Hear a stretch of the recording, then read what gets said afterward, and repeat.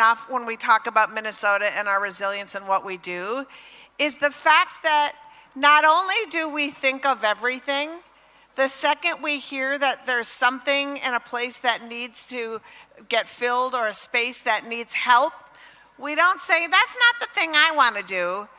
We just show up in the right clothes and we do it.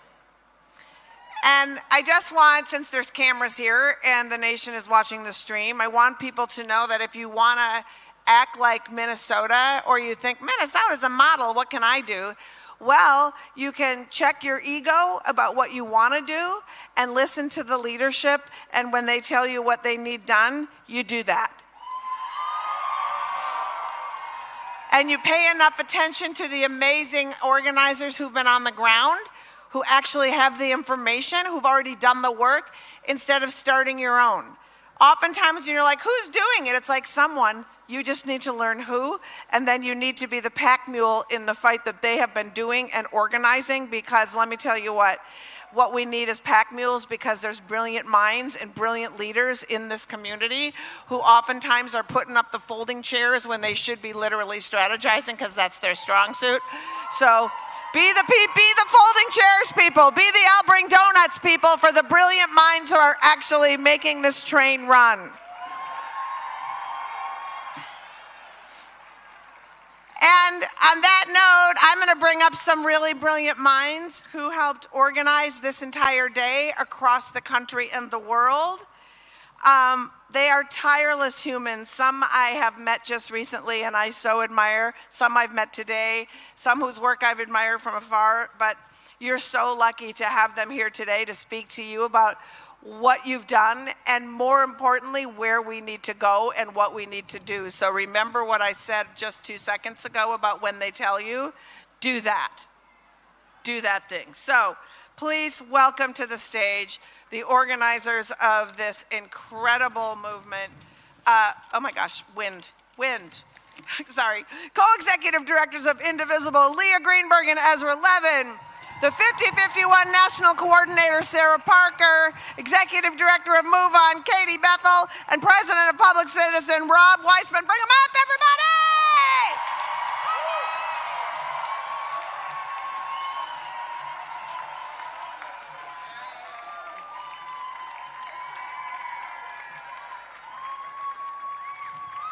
Put that up a little bit.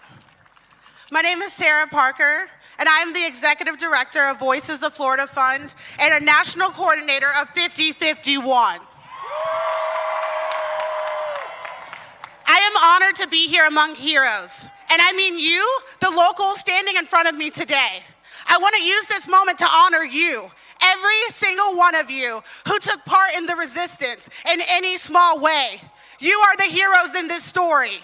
You turned the cameras back on them, and you put your life on the line. Across the country, people are building power. People are building community. And every time this administration swings, we will grow stronger. Every time our neighbors are kidnapped by masked men, we will grow bigger. And every time they think we are losing hope, we will become more determined. We are the linchpin in our democracy.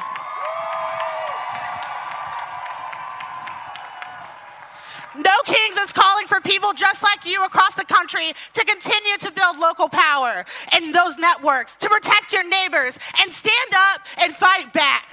If there's anything I've learned living in Florida, you can't cede a damn inch to this authoritarian administration and to a man who has an ego of a king and the temperament of a child. We will not give in. We will not give up. They tried to control the narrative, and we are taking it back. The truth is immutable. We were never the villains in this story. They have always been. We demand accountability. We demand an end to reckless masked men terrorizing our neighborhoods. We demand an end to abortion bans. We demand justice and peace for our Black, brown, and LGBTQIA communities. And we demand free and fair elections. And right now, we demand an end to this reckless, illegal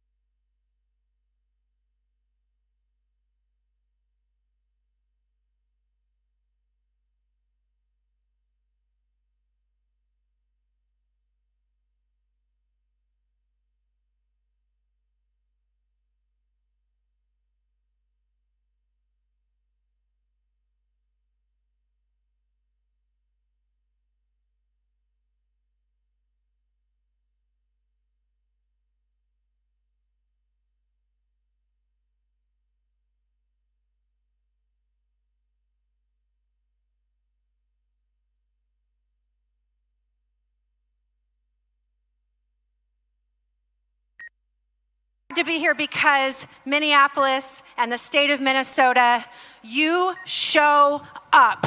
When times get up,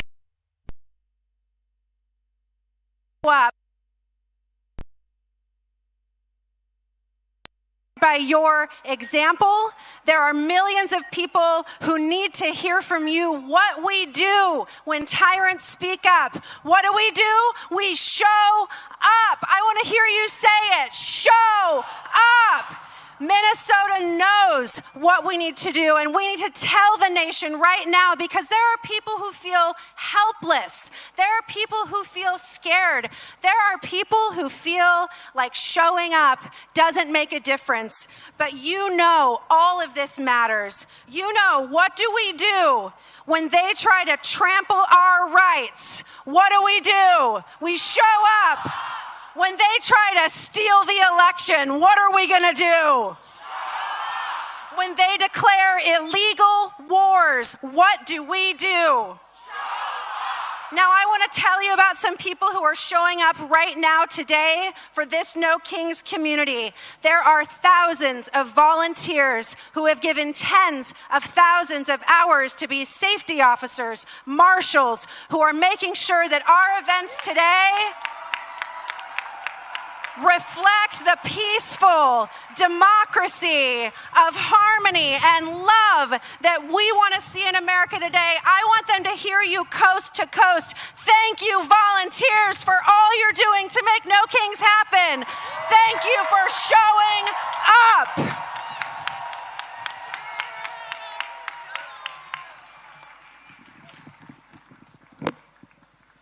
Brothers and sisters and friends, my name is Rob Weissman. I'm with Public Citizen.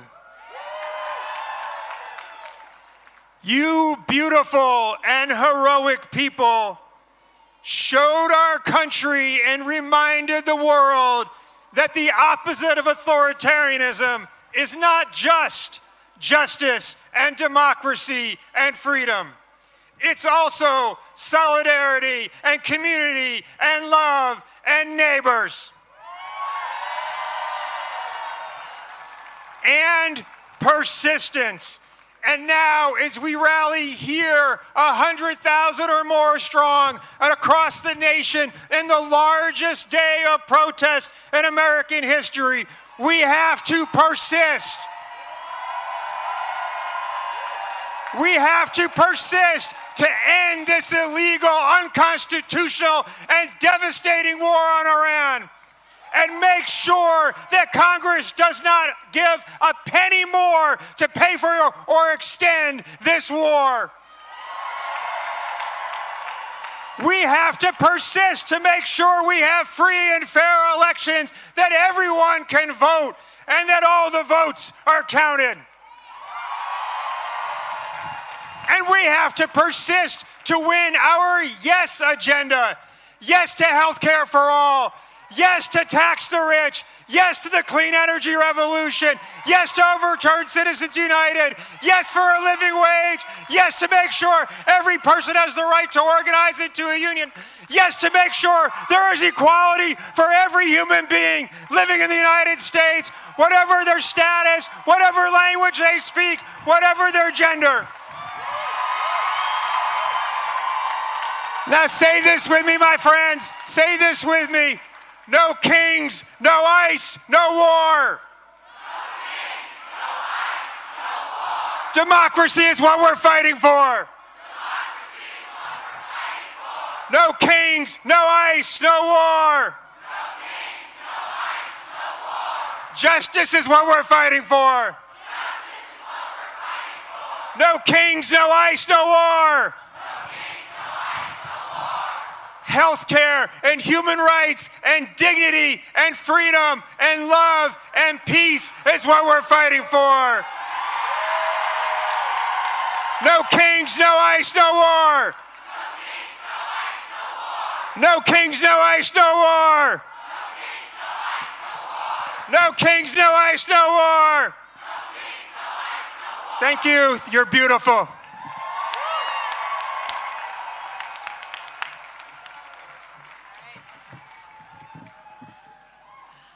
Hi, Minnesota. It is incredible to be here with you today. I'm Leah. Hey, and I'm Leah's husband, Ezra. This is our wedding anniversary. And we are proud to support a movement of thousands of local indivisible groups across the country building power on their home turf, including the incredible groups of Minnesota. Woo. Now, today is historic. We are seeing 3,300 protests across every state and congressional district in America standing up to say we have no king. But Minnesota, of all people, you know that it takes more than one day of protest to defeat fascism. It is going to take relentless, determined, creative organizing to protect our neighbors and to stand for our rights. The nation learned that from you. We learned it from every Minnesotan who stood up to protect their neighbors.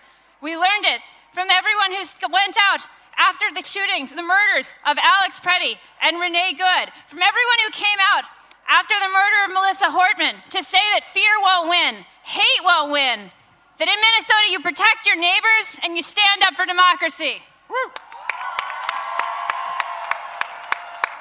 Now, if there is anything we know about would-be dictators, it is that when they start to lose their grip, they get even more dangerous. They escalate, they invade, they attack.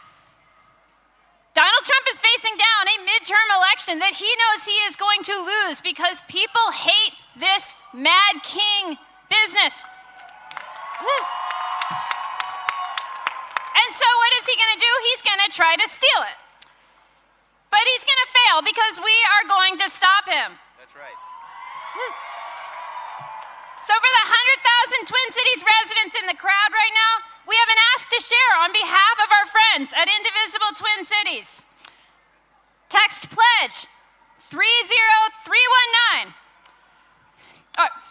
Text pledge to 30319 to take the Pledge of Resistance with Indivisible Twin Cities and say you're ready to show up and mobilize in the event of election sabotage. Woo. Ah.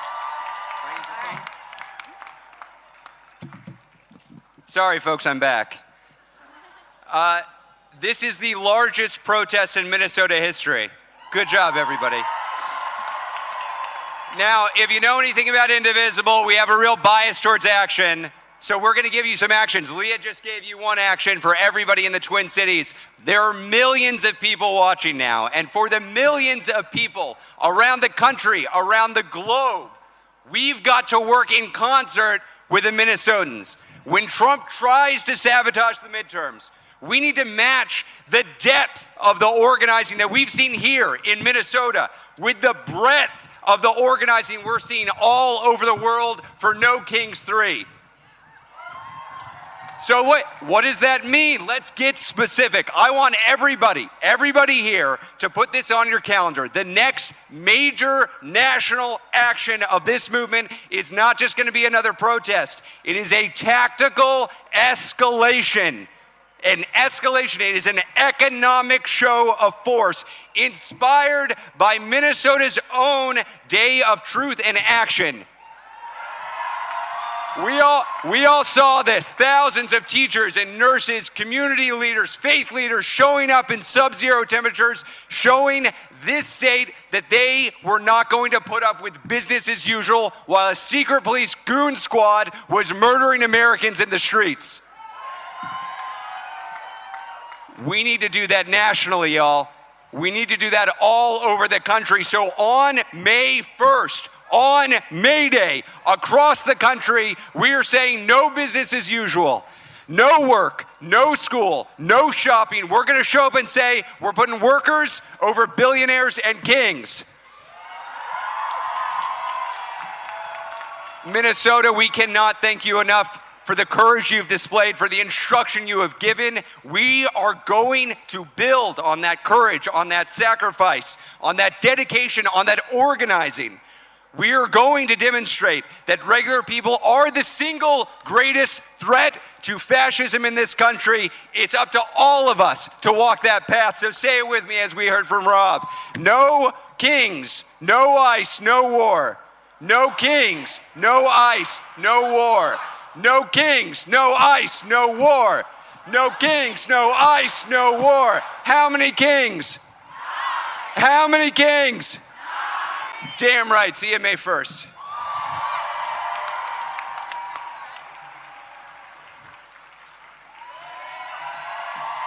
Keep it going! These folks are not messing around. All right, we're gonna do a redo because I was out of order and now I'm back in order. It's hard. This is hard, y'all. You know, brain fog, old, menopause. Give me a break. Now we're gonna really. I'm just gonna read it again because the importance of this next speaker is really incredible. A healer, a singer, member of the Ojibwe Nation, here to perform a healing song that she wrote in the Ojibwe language 10 years ago. And it is so special because this is the first time the song will be performed outside of the Indigenous community. So please, let's start now. Welcome to the stage, Doreen De Wamanukwe.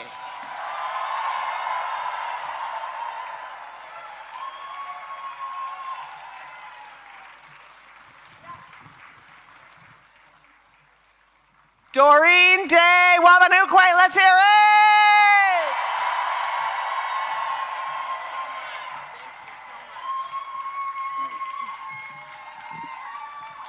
Bonjour, Indigenous ma gani dog.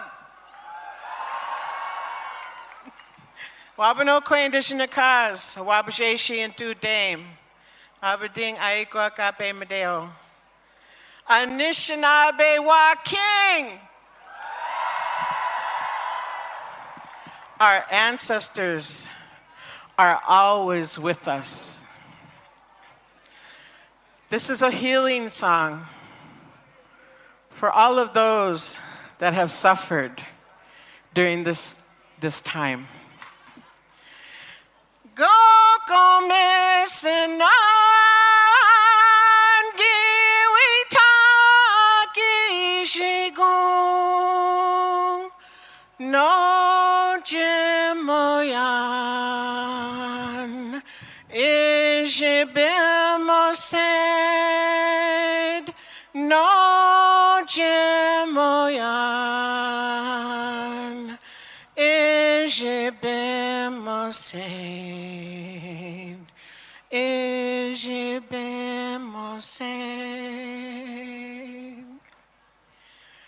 Go come sinan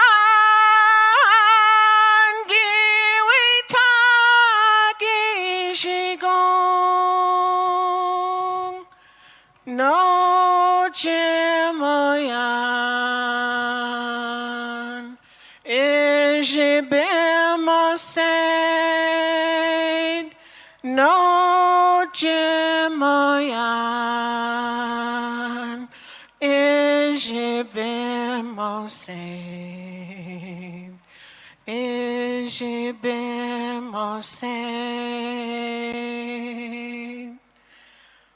Go come sinan giwi taki shigung no Jimoyan Ijibimosed no Jimoyan Ijibimosed Ijibimosed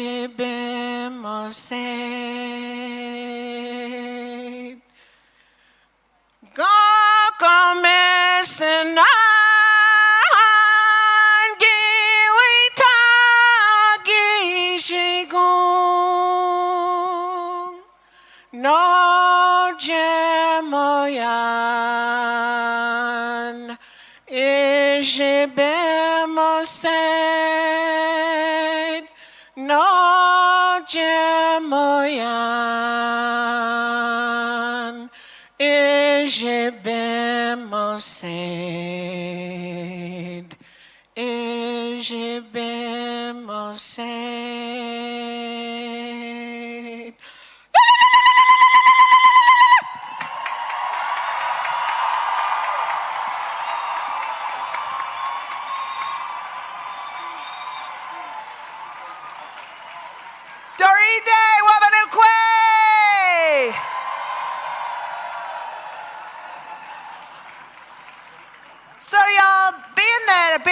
this day is a tribute to all of you. We have another video from another super dope person who couldn't be here, but wanted to lend his voice in a sort of montage of all of the great work that you did. There will not be enough dildo throwing in this video, I will warn you, but that's just the world we live in. I'm so sorry. So please take a look at yourselves and see how amazing it really is.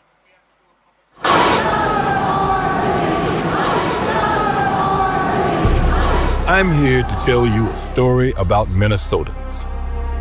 A story about Renee Nicole Good, a mom who wrote poems and had sparkles coming out of her pores. She had whistles. They had guns. A story about Alex Pretty, an ICU nurse who cared for American veterans. Someone who wanted to make a difference in the world and spent his last moments protecting a woman targeted by ICE. A story about Liam Conejo Ramos and his father, Adrian Conejo Arias, a preschooler with a Spider-Man backpack and a blue bunny hat, and his father, who were only trying to get to school. A story about all the people nationwide who have died at the hands of ICE. The thousands in Minnesota and across the country who have been hiding in their homes for months, afraid of being taken by ICE.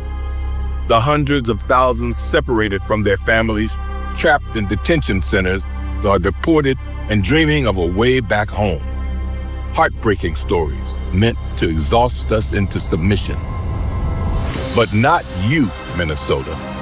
This is a story about a revolution starting in Minnesota. When your neighbors are being attacked and your communities are being targeted, you don't give up. You don't look away. You don't back down. You showed up, protesting by the thousands, sub-freezing temperatures, delivering groceries to neighbors in hiding, driving friends to doctor's appointments and walking children to school. The heroism of ordinary people doing extraordinary acts of resilience who showed the world what courage looks like. I'm not cold.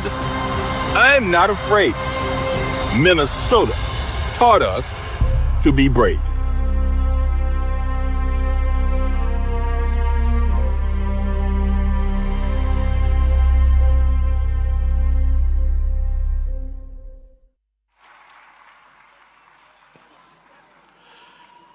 May I have your attention for an important public safety announcement.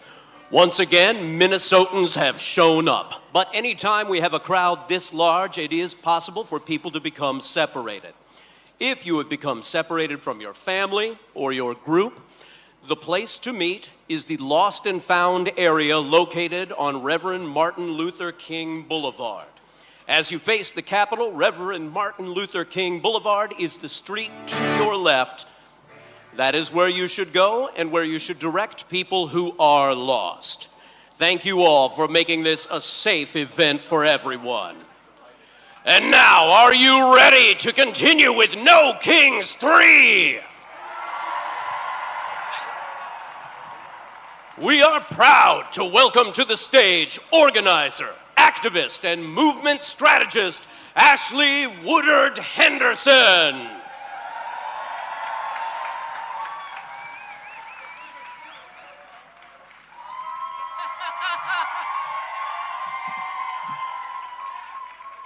Why are we in this situation that brings us down? Can't you see we are losing patience with oppression now? The people will rise, the people will rise, the people will rise. Sing with me. The people will rise, the people will rise, the people will rise. It looks like you're mighty risen today. It looks like you're mighty risen today. My name is Ashley Woodard Henderson, and I'm going to be your friendly MC today for this No Kings 3 flagship rally. How you doing? Look at this historic moment that Minnesotans built. Not a moment that happened to Minnesotans, but the moment you built this moment. We are standing miles from where federal agents took the lives of Renee Good and Alex Preddy. We're standing in the shadow of the Capitol where Melissa and Mark Hortman lay in state, murdered the morning of the very first No Kings because a man with a hit list tried to stop what we're doing right now. We honor them today. And I need you to understand one more fundamental truth about where we're standing. This is not just a rally site, my friends. I know if you look around, you might think it to be. But this isn't just a rally site. This is a place where a wannabe king sent 3,000 federal agents to terrorize your neighbors. Stephen Miller drew up the blueprint. Y'all heard of that little thing, Operation Metro Surge? They thought it could break Minnesota. They didn't know Minnesota. They didn't know Minnesota. They didn't know the immigrant families and labor unions, faith leaders and soccer moms, retirees and young people would lock arms and say, not our neighbors. Not our city. Not our state, not here. Y'all, you didn't just resist. You didn't just show up, you organized. You built phone trees and legal clinics. Y'all built sanctuary networks. You showed up in 10 below 0 degree weather. You came out when they had pepper spray and tear gas and bullets. You came back the next day and the day after that and the day after that, and guess what? The whole damn country told them to leave.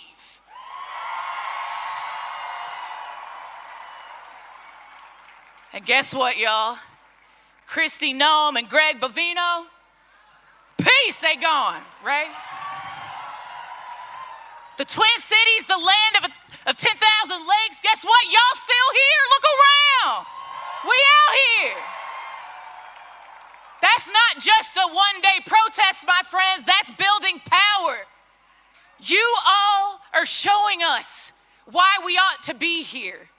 Because Minnesotans proved to our entire country something that we all need to take seriously and learn. We do not wait for permission to protect each other. We do not beg a wannabe king to do the right thing. We organize. We refuse to comply or cooperate with evil forces in high places. When they demand our complicity and quiet disobedience, we do the right thing. We build people power together. And it wasn't just here. It was Los Angeles and Memphis and Washington, D.C., Chicago, Portland, Charlotte, Denver, Atlanta, Newark, Philadelphia, Seattle, Nashville. It was communities across our country. This administration will not win. They will not win. And we will make it clear as they try to prove to us that they will use force against our people, even when we are peaceful. Across our country, our people have made it clear back. We will not be broken. In June, 5 million people took to the streets. In October, 7 million. Right now, right this second, there are 3,300 No Kings actions happening across 16 countries.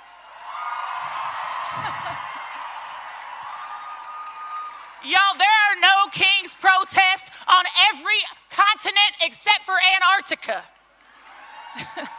They'll catch up. Let me say this again. Nearly every continent on earth is with us. They're out there right now because of what you showed them, Minnesota. So today, we celebrate that. Today, we lift up the people who made this moment happen. Today, we sing and we march and we stand together on this beautiful day at this Capitol and we let them hear us. Do you want to be heard today?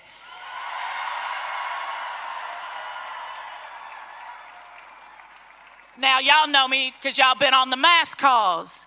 I have to keep it honest with you. And you know I'm gonna keep it real with you today and tomorrow.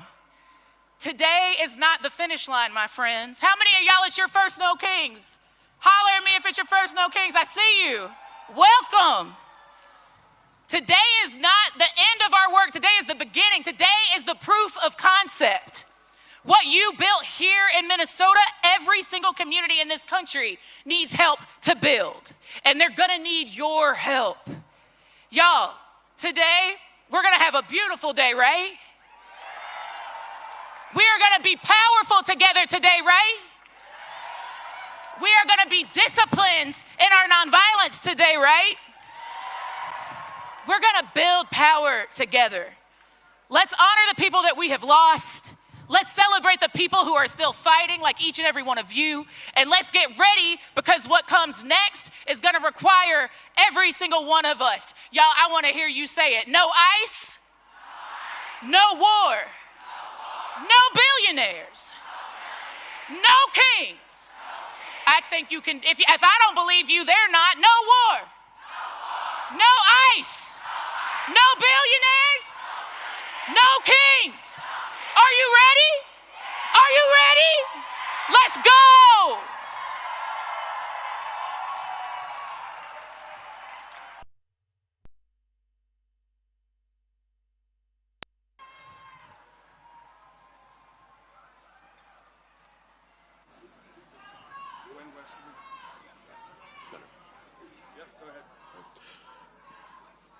Please welcome to the stage Gwen Westerman, Minister Janae Bates, Imam Makram El-Amin, and Rabbi Ariel Lekich Rosenberg.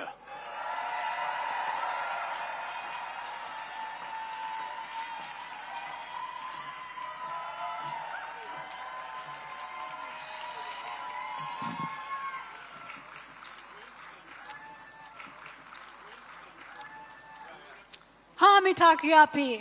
Hello, my relatives.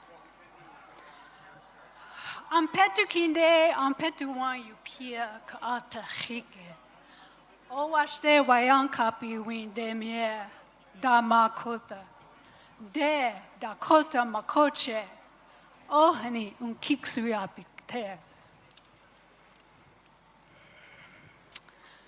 This is for Renee and Liam and Alex and the thousands of others whose names we don't have with us today. When we stand together, possibilities seem endless, but only for those who can look up. How do we reconcile azure sky above white clouds with what is obscured below? The winding rivers, the broken hearts, the soulless eyes, the brush of wings, the lost dreams. Possibilities are endless, yet the needs are beyond measure. When time has run out and ties have been broken, when speaking out means losing your life, when chaos abounds and there is no shelter, when protecting a woman means losing your life. Who recognizes her talent when she has no hope? Who lends a hand when he cannot get up? Who welcomes them when all the doors close? The possibilities are endless when we stand together. Reach out, join hands, look up. We are Minnesota strong.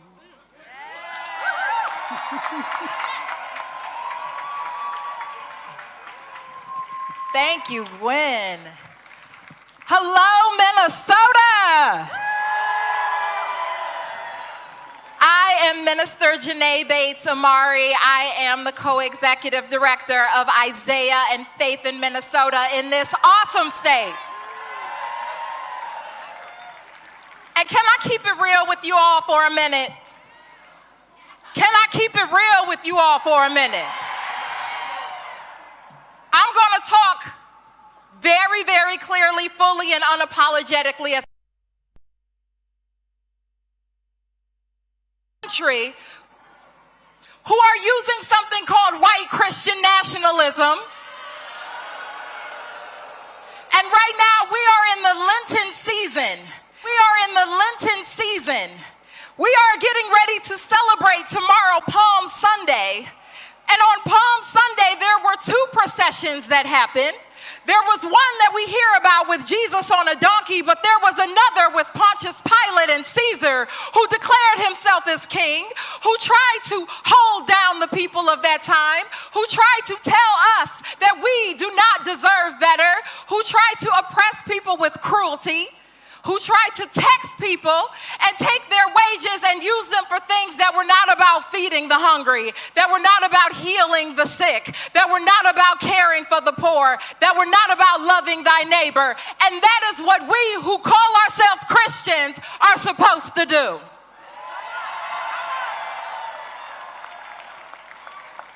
And so as thousands of Christians are prepared to come right back here tomorrow at 2:30, right back here at this Capitol, we are coming together to declare that Christians need to stand up right now at this time.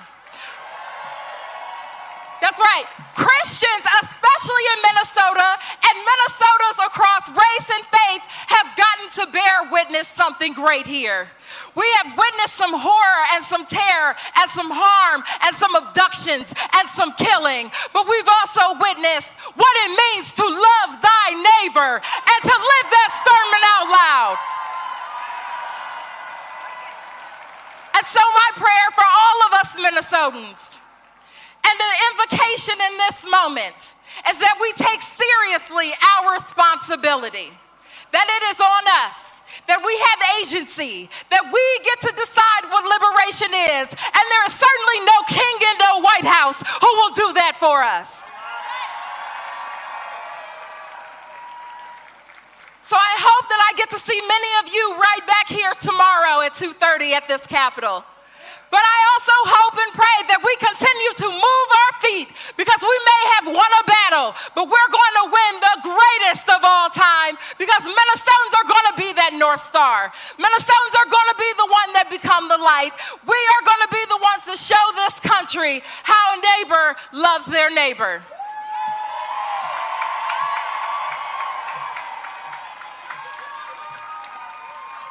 Greetings of peace. I greet you with the universal greeting of peace. Assalamu alaikum. May God's peace be with you. I am Imam Makram El-Amin, and I stand before you today as a Muslim. I stand before you as an imam, as an African-American man whose very existence is rooted in the struggle for dignity, justice, and freedom. Oh God, the creator of all, Lord of humanity, you created us from a single soul and made us nations and tribes that we may come to know each other. We ask you this day to bless this gathering, not just for our presence, but for our purpose, not just for our voices, but for our courage.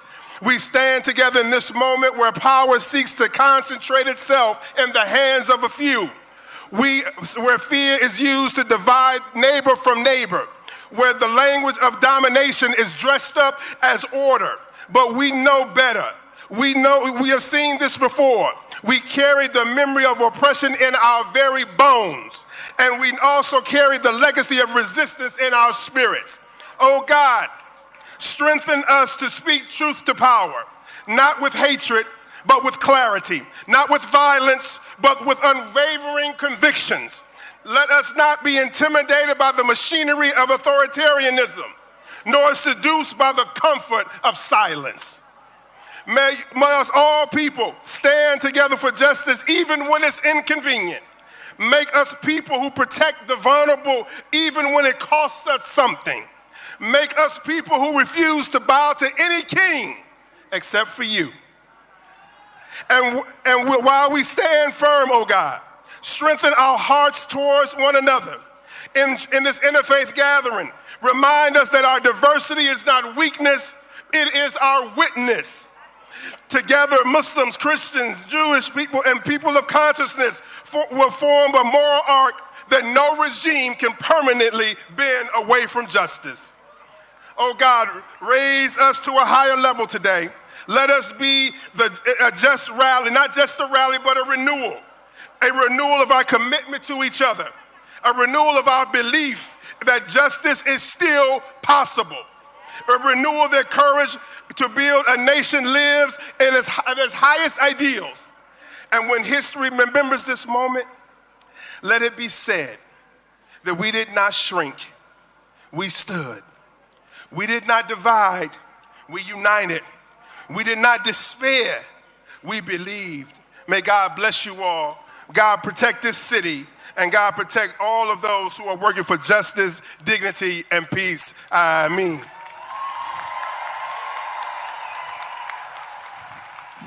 Good afternoon, Minnesota.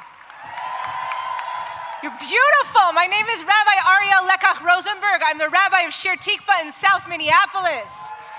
I am so honored to be here today. Will you sing with me? Will you sing with me?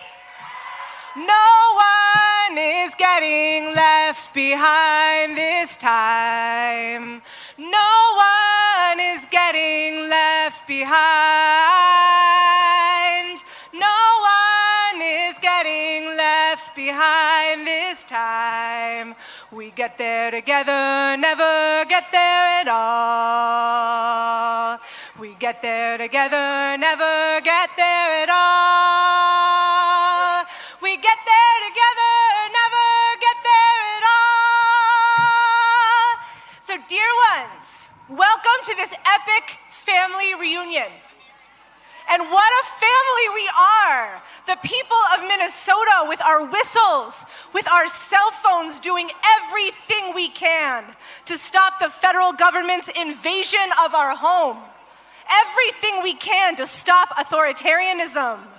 Now, Jewish people will tell the story this week around our Passover tables of our ancestors leaving the narrowness of oppression as an Erev Rav, as a multiracial, cross-class, intergenerational multitude, an enduring coalition. Our ancestors crossed the sea with their neighbors. They would not leave each other behind. And in Minnesota, we have created an ecosystem of resistance in the face of fascists and white Christian nationalists. Bound together, we work to keep each other safe. And these oligarchs, they're scared of our network of neighbors, this web of care, and they should be. And we're here together today to say no. No to the abductions, no to the brutality of this federal invasion, no to fascism, no to any leader that attempts to lead without the will of the people. But we are also saying a loud and beautiful yes to the world that we want, yes to repairing our communities, yes to our shared dignity, yes to our defiant joy.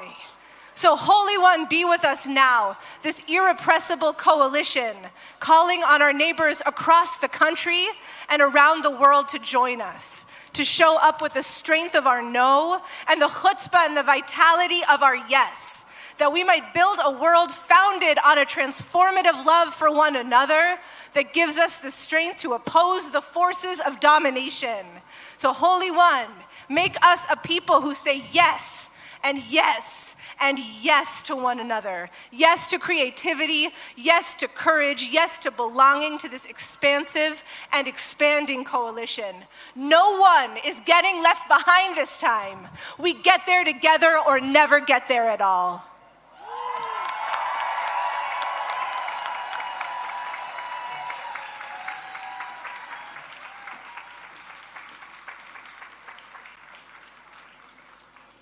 No Kings is proud to welcome to the stage the 41st governor of the great state of Minnesota, Tim Walz, and First Lady Gwen Walz.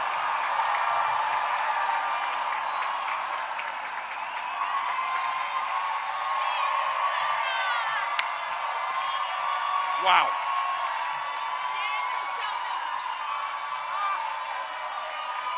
Hello, Minnesota. Welcome to the freest state in the nation. A state where you love who you choose to love.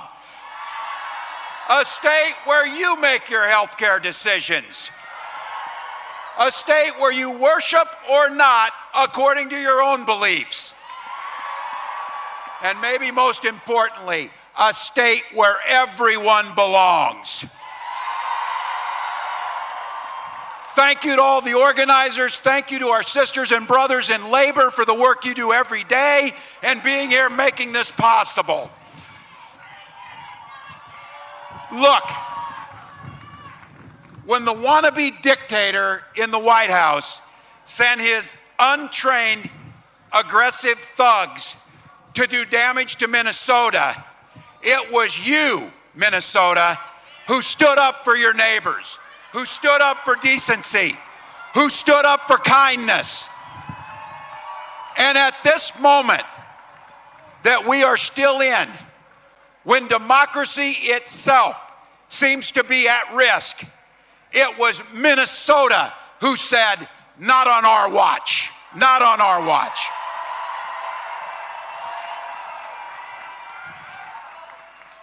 You are the heart and soul of what the nation saw that is good in this nation. But make no mistakes about it. They did damage. They killed Renee and Alex. They traumatized our neighbors. And just be very clear, our weather may be a little cool, but our people are warm and we're fierce. And my message, because this is not over, don't ever mistake our kindness for weakness. We demand justice for Renee Good and Alex Preddy. We demand justice for every single person who was hurt or traumatized. We will never forget what they did here. And I have a message to our immigrant community here in Minnesota. You are seen, heard, valued, and loved. You add value to our state. You are part of the fabric of what is good about Minnesota. And I have to tell you, that is a hell of a lot more than I'll say about anybody in the White House.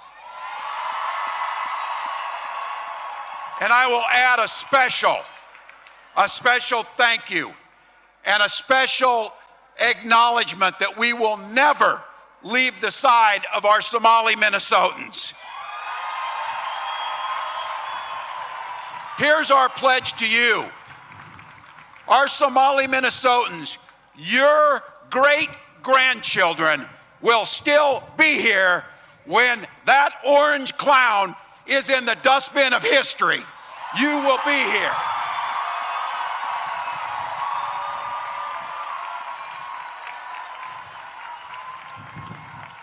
They call us radicals. I see that the president said it's a bunch of radicals. You're damn right we've been radicalized. Radicalized by compassion, radicalized by decency, radicalized by due process, radicalized by democracy, and radicalized to do all we can to oppose authoritarianism. So for those of you watching at home, welcome to the North Star State. Welcome to the land of hope and dreams. And it's my pleasure to be able to welcome somebody who has spent a lifetime giving voice to the working class, expressing our hopes and dreams, our fears, all of the things that makes us human, and has done that with a voice that resonated across generations. So I have to tell you, we're damn sure about this. We need no damn kings. But I'll tell you what I'm glad we have. We do need a boss. Please welcome Bruce Springsteen to the stage.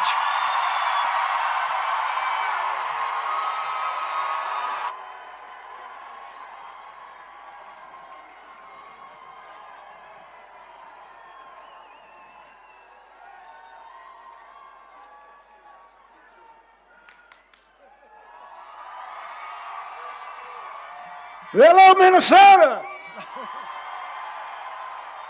All right. Hey, it's turning into a beautiful day.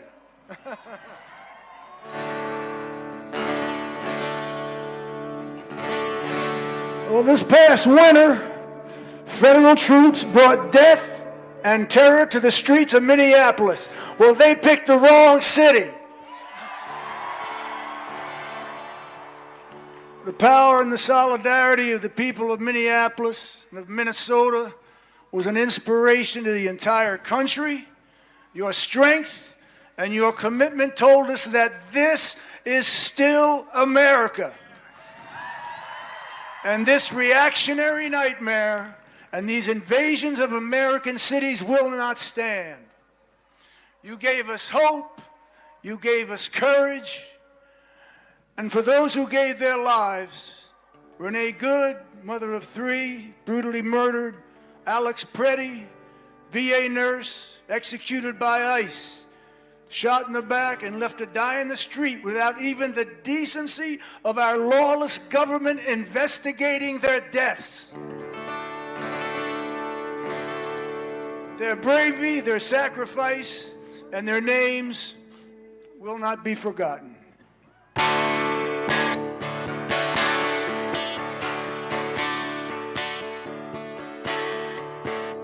Well, through the winter's ice and cold, down Nicollet Avenue, a city of flame fought fire and ice, 'neath an occupier's boots.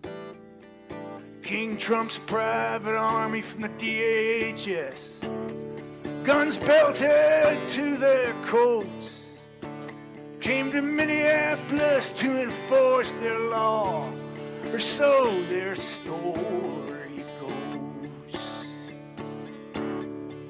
Against smoke and rubber bullets, well, about dawn's early light, citizens stood for justice, their voices ringing through the night. And there were bloody footprints where mercy should have stood.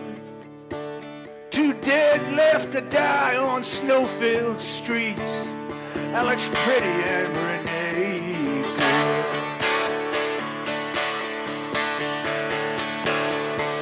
Oh, Minneapolis, I hear your voice singing through the bloody mist.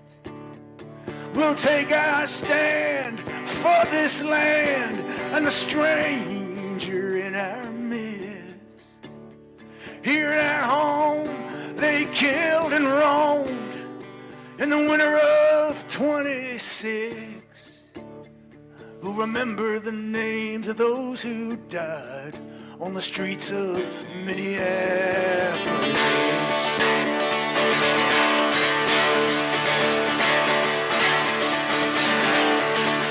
Trump's federal thugs beat up on his face and his chest.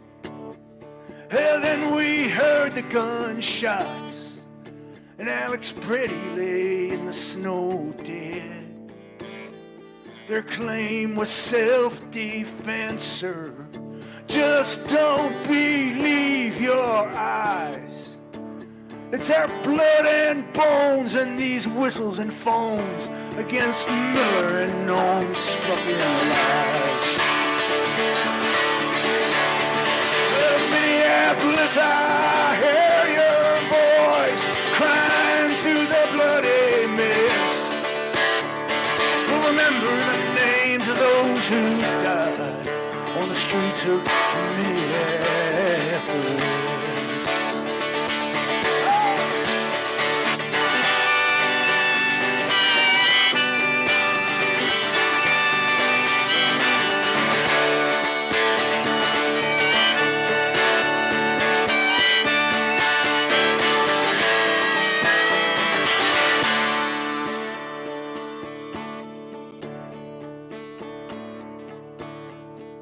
say they're here to uphold the law, but they trample on our rights.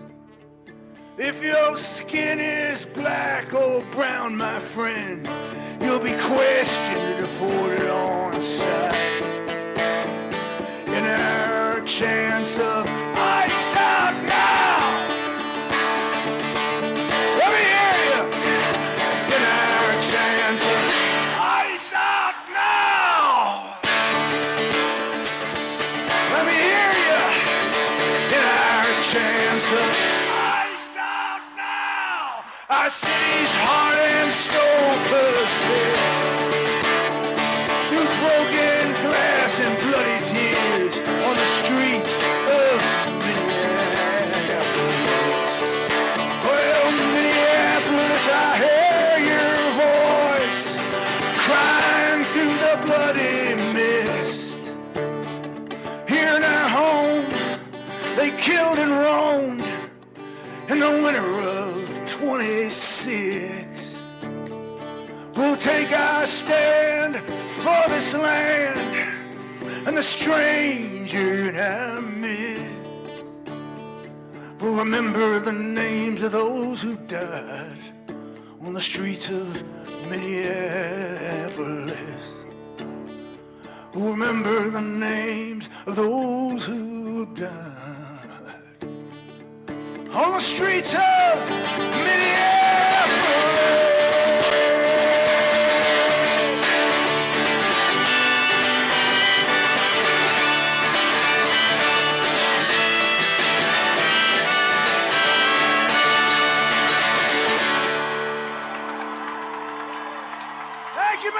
St. Paul, no kings, no wall. Thank you, Minnesota.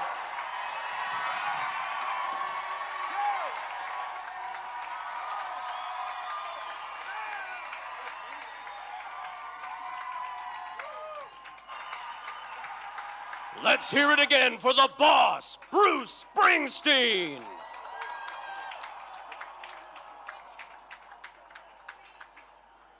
Minnesota has inspired the world with its courage, resilience, and resolve, and that takes leadership. Please welcome 3 Minnesotans who rose to the moment. Carolina Ortiz, Malika Dahir, and your mayor, Kali Herr.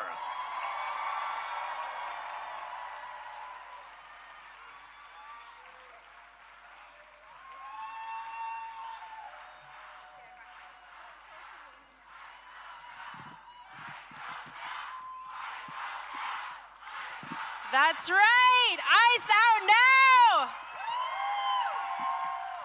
Good afternoon, America.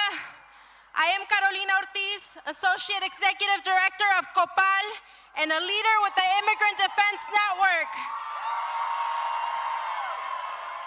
I am an immigrant, a former undocumented person, a DACA recipient, and I stand here because as a child, I learned what it means when your life can be decided by a piece of paper when your future feels uncertain. I carried fear, but I also carried something stronger, the belief that one day we would rise, and that day is today.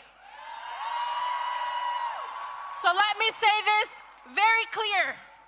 We are not the problem to solve.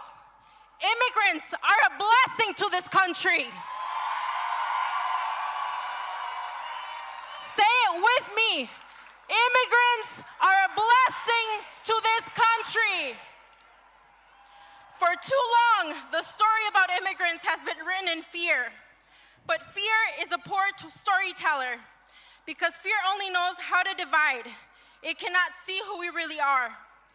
We are the hands that build. We are the hearts that care. We invest in this country even when it does not always believe in us.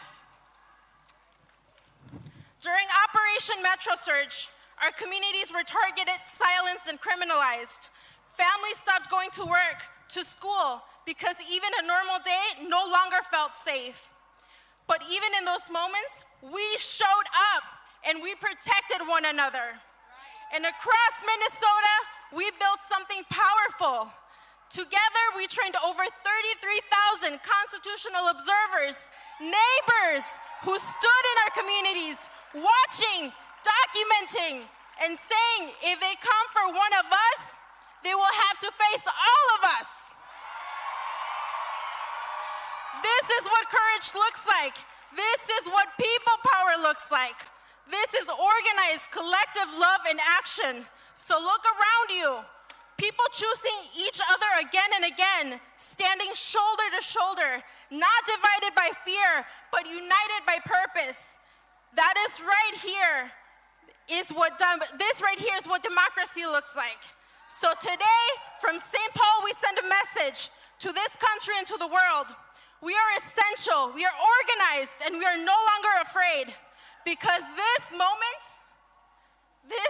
right here is bigger than politics. This is about dignity, because no system built on fear will ever be stronger than a community built on love. So today, I ask you, do not leave unchanged. Leave louder, leave braver, leave ready, because power does not belong to presidents or billionaires, and it does not belong to anyone trying to rule through fear. Power belongs to the people. Power belongs to all of us. Y ahora quiero decir algo en español a mi comunidad que está aquí presente. A cada familia que ha sentido miedo, a cada persona que ha tenido que ser fuerte incluso cuando no podíamos. Aquí nos organizamos, nos cuidamos y nos defendemos, porque somos una comunidad de dignidad, de fuerza y de amor. Y aunque intenten dividirnos, aunque intenten silenciarnos, no podrán hacerlo. So let this moment travel across the United States, across the world, and let it be clear to every single corner of this country. We are here, we belong, and we are a blessing to this country. Thank you. Gracias.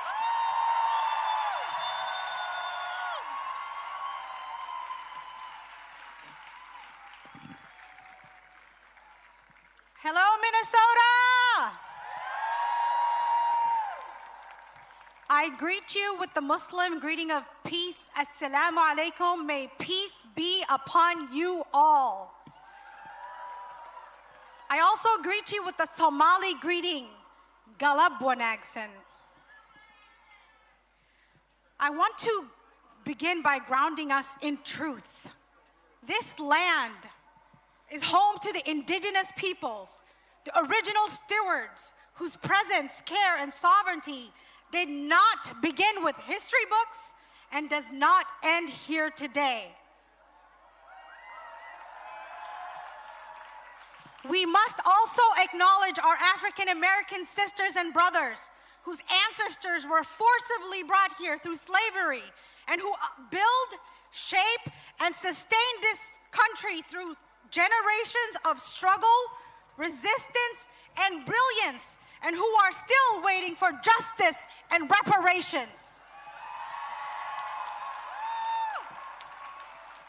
And then there's the rest of all of us. All of us. Whether we come from Asia, the African diaspora, Latin America, North Africa, or Europe, we are all immigrants in this land. Many of us are here because of movement, whether by choice, by force, or by necessity.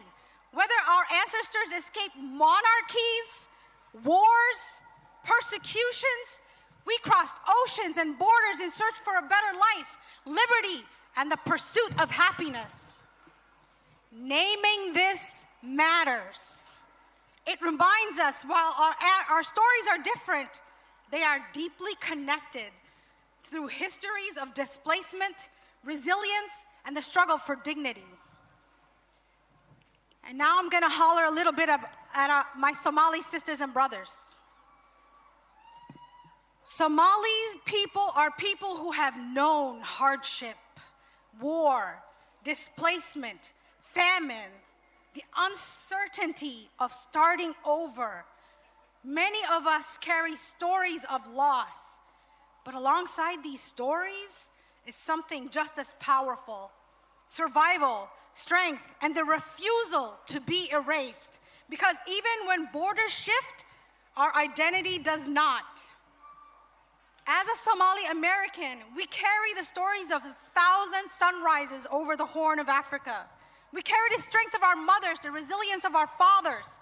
We come from people who have survived war, displacement, and started over and over from nothing.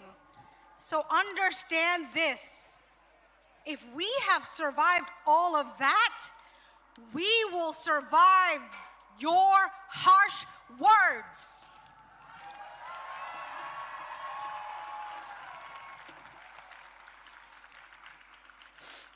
As immigrants, we rebuild, we adapt, we learn new languages while teaching our children our old ones. We contribute to the places that we arrive in with our labor, our culture, our ideas, and our very spirits. We stand as proof that identity can survive distance, that culture can survive disruption, and that people can rise again and again under the warmth of other suns and the cold of Minnesota winters. What we ask is simple: the right to hold on to who we are while becoming a part of where we are. The right to belong without having to erase ourselves. Because when immigrants thrive, our communities grow richer, not just economically, but culturally, socially, and morally.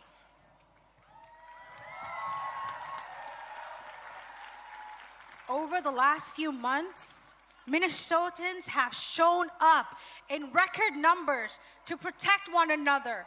We showed the nations that our differences are our special sauce. Our neighbor's dignity will not be tied to where you were born. We showed the nation that it is tied to our humanity. Today, we stand at a moment in history that demands more than reflection. It demands action. Across the world and here at home, we are witnessing rising tensions and rising gas prices. We see policies that reshape who belongs and who is protected. We are seeing our authorities tested, expanded, and sometimes concentrated in ways that call for vigilance. This is not a moment for silence. It's a moment for clarity. And let us be clear: no thrones, no crowns, and no kings.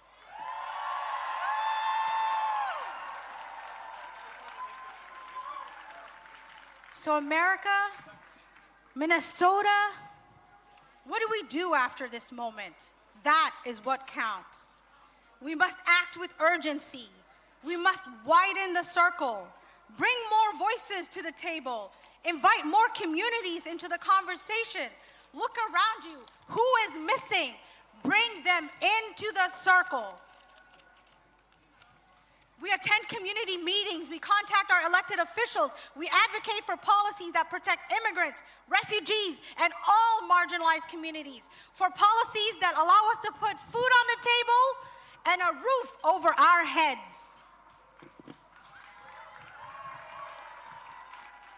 We organize, we participate, and we show up. And Minnesota, we showed the country that that is what we do.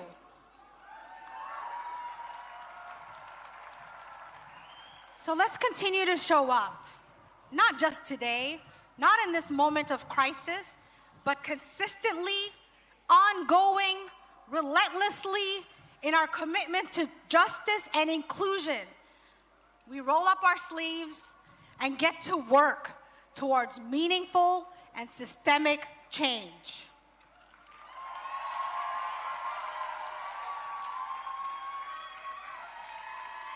Hi, everyone. Nhớ Joan, của chào mừng câu ly va hơ của St. Paul Mayor. I want to welcome everyone in St. Paul here, communities across Minnesota, and all across the nation. As the mayor of our beautiful capital city, I welcome you. Today, we stand up to declare that 250 years later, that this is a land without a ruler, and we are a people without a king. Donald Trump tried to make an example of Minnesota. Get in Trump's way, and he will do to you and your community what he did to our beloved Twin Cities. But I tell you, do not be afraid. Trump and Kristi Noem illegally sent thousands of masked, unaccountable agents to occupy our streets for months. And like so many of Donald Trump's other ventures, he failed. We delivered groceries to neighbors, raised funds, protested, and stood vigilant so that our children could go to school without fear of abduction. Because of our solidarity, Minnesota became the model of resistance for the country. My grandfather fought in the secret war for America, a country he had never set foot in, because he believed in democracy and freedom. My family fled this war as refugees to bring their children to a country where they would be free from tyranny and oppression.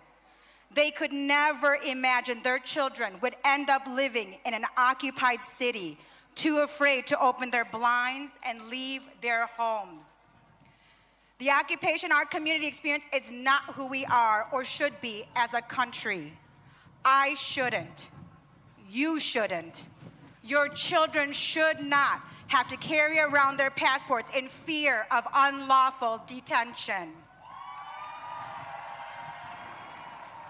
We are not defined by the tragedy we experience, but by how we respond to it.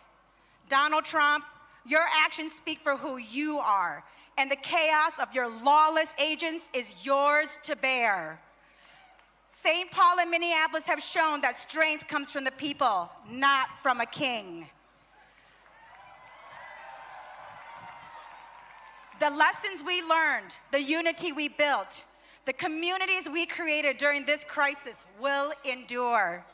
We know who our neighbors are, and we will always stand with them in power and in love. As mayor of St. Paul, I want to thank our partners in the state, Governor Walz, Lieutenant Governor Flanagan, Attorney General Keith Ellison, my partner across the river, Mayor Fry, our neighboring cities and communities, the Minnesota ACLU, Twin Cities Indivisible, and most of all, I am grateful to all of you who stand with me when I say, no kings! Thank you.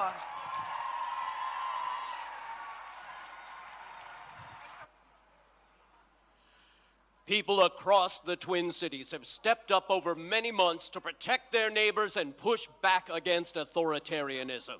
Now it's time for the world to hear their stories. Give a warm, no kings welcome to Flannery Clark, Nick Benson, Natalie Arrett, and Nakima Levy Armstrong.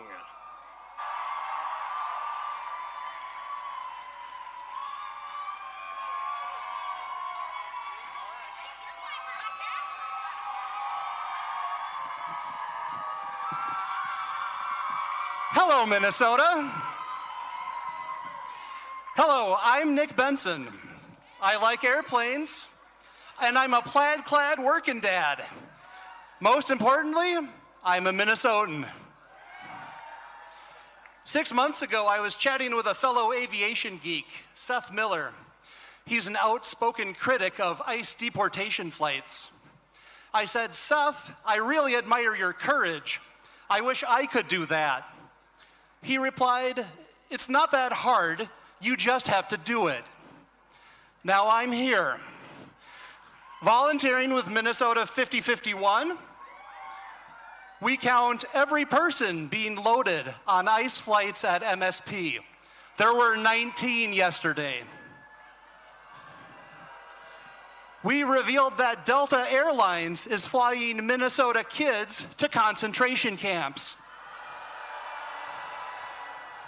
Seth told me it's not going to be that hard.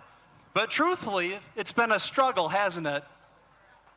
We've been remembering Victor Manuel Diaz, Renee Good, Alex Preddy. We've been thinking about our neighbors who've been stuck at home, unable to go to school, work, or the doctor. We've been thinking about the kids who are not sure if mom or dad will be home tonight for bedtime snuggles.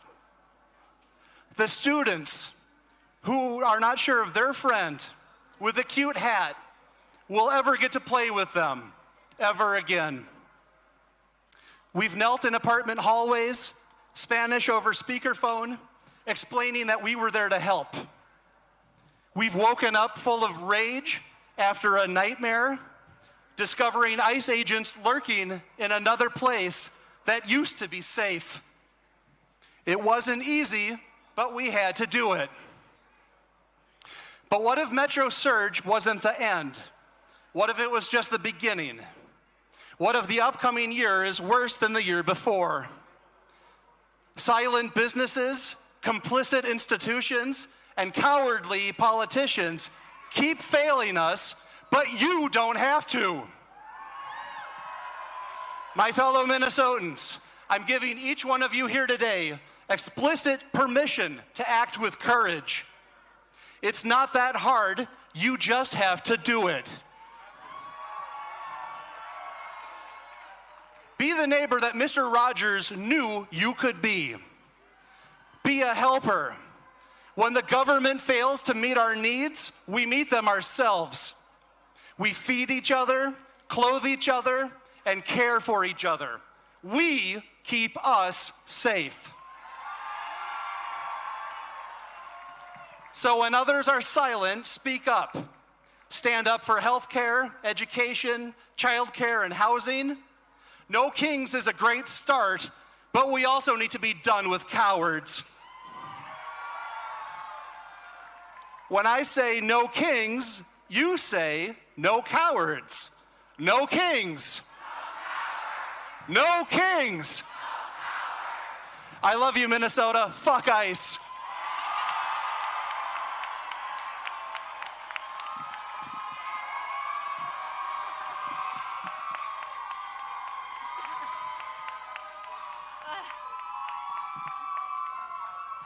They put my babies right in front. That's not fair. I probably should have prepared more for this. This is so outside of my comfort zone, but that's partly intentional because what Haven Watch did, what Minnesotans did when faced with injustice wasn't comfortable. It wasn't organized or well rehearsed. We didn't know to do until we were already doing it. We just acted. Haven Watch began on January 12th when I took my 11 and 21-year-old sons to the Whipple Federal Building, where people were being released from detention. I took them to see the protests there and to learn how to use their voices and their bodies to stand up. At one point, my 21-year-old son went off on his own and called from his phone shortly after. He told me he had found 2 girls wandering in the cold, freezing, without phones, and he had them in our car, giving them food and water and letting them use his phone to call home. My son Jack did that night what Haven has done every day and night since then.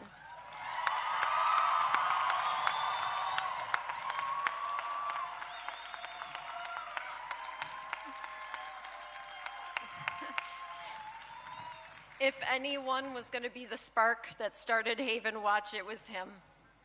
3 years ago, Jack was diagnosed with brain cancer his senior year of high school, and he went through more in that year than many of us will in a lifetime, and nearly died more than once. He has always been kind, but that experience changed him. He understands now what most of us don't, how short life can be, and how important true human connection and kindness is. Well, I don't wish his forced perspective on any of you. I think we can learn from it. Don't walk past suffering. Act, even when it's not easy. Because that's what he did, and that's what Minnesota did, and that's what our incredible volunteers did. They paused their lives, mostly strangers, and showed up to stand and watch at a gate. Minnesotans acted on behalf of each other without a plan or regard for their own safety or comfort or even lives. We acted for each other, and that's something we should expect from ourselves every day. There's nothing extraordinary about me or Haven Watch. Sorry, guys. And I mean that in the best way possible, because it means what we did is something anyone can do. Notice the small everyday opportunities to show kindness that are so easy to ignore, and don't ignore them. While ICE's presence in Minnesota may be less visible, the struggles of many in our immigrant communities are no less real. Their need for continued support and care is real. It doesn't stop when the attention fades, and it requires us to keep showing up. The only reason I did this, and I'm up here incredibly nervous and uncomfortable, is because I hope people here can see themselves in what we did and say, I could do that.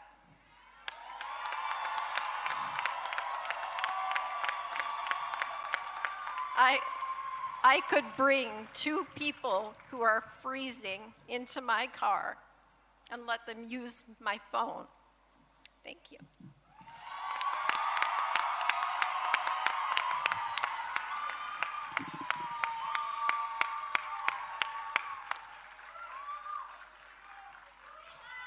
How y'all doing out there? I'm Nikema Levy-Armstrong, civil rights attorney, activist, and someone standing firmly against authoritarianism, tyranny, and fascism of the Trump administration.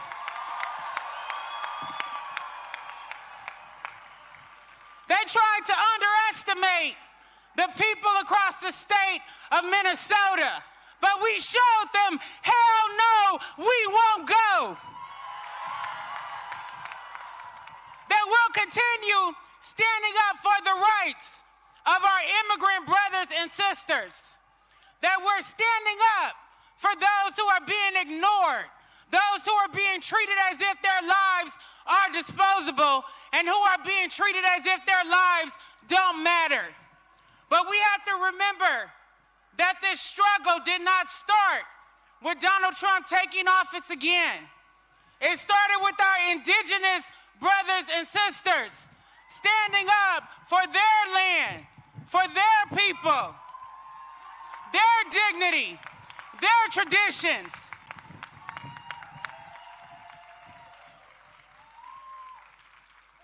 And I'm here standing on the shoulders of the black women and the black men and children who came before me.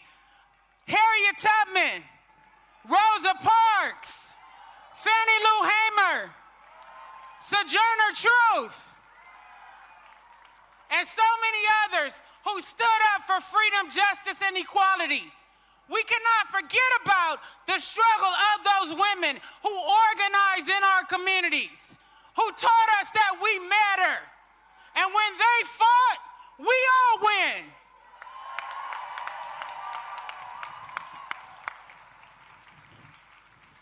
I want to lift up one of my comrades, Monique Colors Doty, co-founder of Black Lives Matter Minnesota. Also, co-founder along with myself and Jaylani Hussein of the National Target Boycott. The National Target Boycott started right here in Minnesota, where Target is headquartered. Who shot that Target, before we saw Target capitulate to Donald Trump and align itself with authoritarianism. We decided that it was time to hold a hometown company accountable for their actions. When they decided to roll back diversity, equity, and inclusion, we the people decided to roll back our dollars and shop elsewhere. I don't care what mega pastors they send from Atlanta or the Two Stooges with them. The Target boycott continues.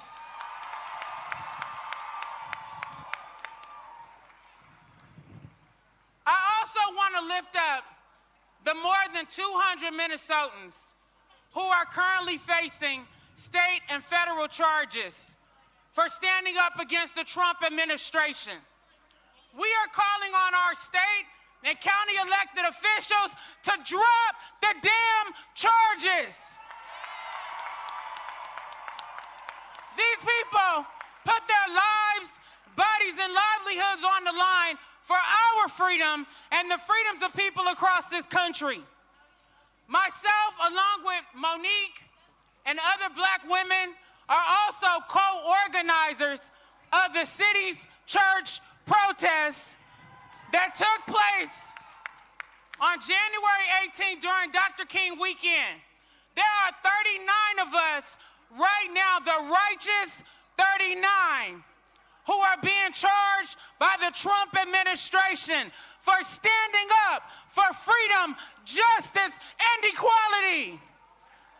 We need to stand behind those of us who are calling out ICE, fascism, tyranny, and authoritarianism on behalf of the people, standing up for our immigrant neighbors, standing up for Renee Good, standing up for Alex Preddy, and calling for justice.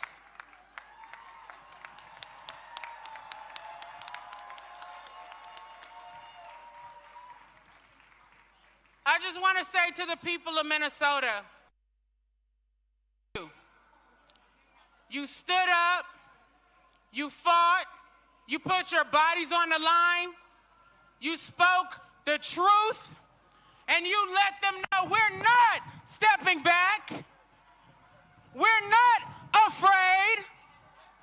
We will continue to rise up for the people of this country, for our immigrant neighbors, and for the future of our democracy.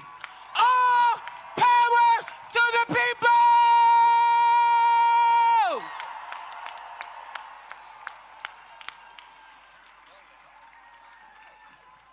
My name is Flannery Clark.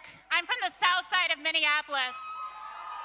And for 117 days and counting, I've been wearing this whistle around my neck. I have no plans to stop anytime soon. I'm here representing tens of thousands of ordinary Minnesotans who, when faced with masked and armed ICE thugs abducting our neighbors, said, "Not here, not now, not ever."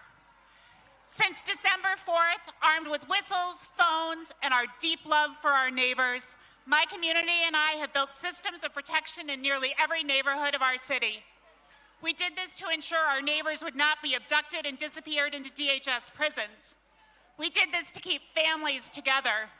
We did this because we knew even if we could not stop every act of terror, the least we could do was bear witness. We've built neighborhood alert networks that are so effective that at the height of the occupation, our response time to an ICE sighting in South Minneapolis was less than 2 minutes. Networks so strong, in fact, that we retired Greg Bovino. And we cost Kristi Noem her job. Simultaneously, we created a mutual aid infrastructure that has paid over $10 million in rent, taken thousands of kids to and from school, and delivered meals for countless families. There were thousands of us in the streets in early December, And after our neighbor Renee Good was murdered by ICE on January 7th, there were tens of thousands. We know what happened to Renee and Alex because of the observers and responders who filmed state violence at great risk to themselves. We mourn for every neighbor abducted, every neighbor sent to a camp, and families torn apart.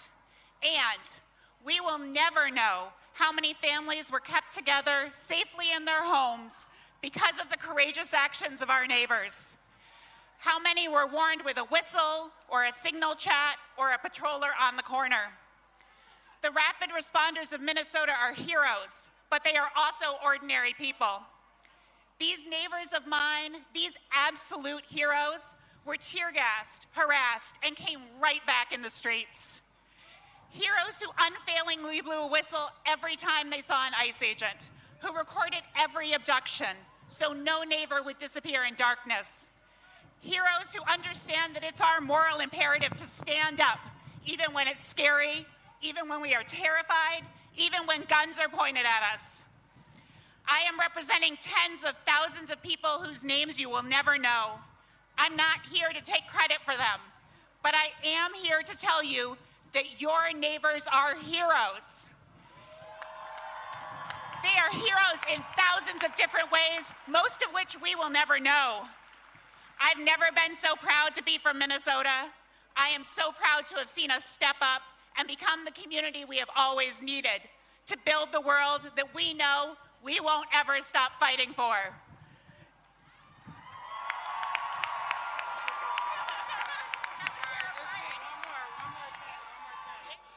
And now, all right, as No we close, Kings is... I'm gonna do one quick chant. Who keeps us safe? Who keeps us safe? Who keeps us safe? Who keeps us safe? All power to the people! And now, No Kings is proud to welcome to the stage Senator Bernie Sanders.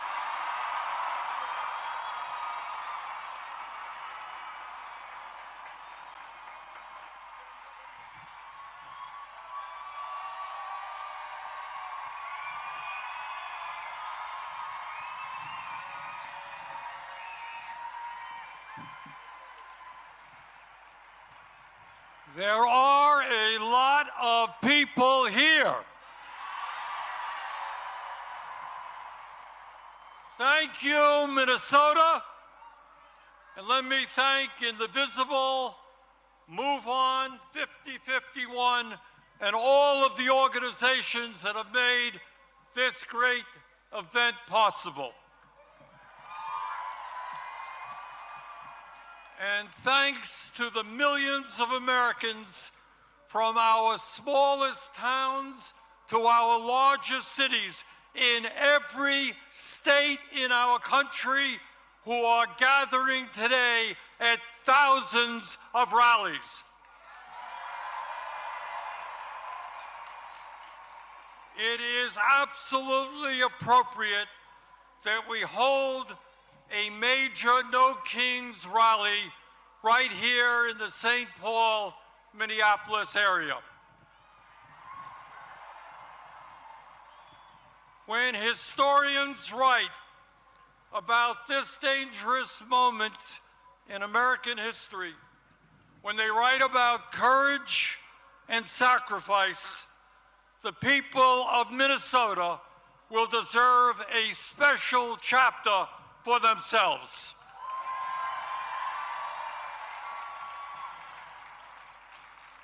In the face of unprecedented occupation of this city by ICE, Trump's domestic army, this community stood up and with extraordinary solidarity fought back and won.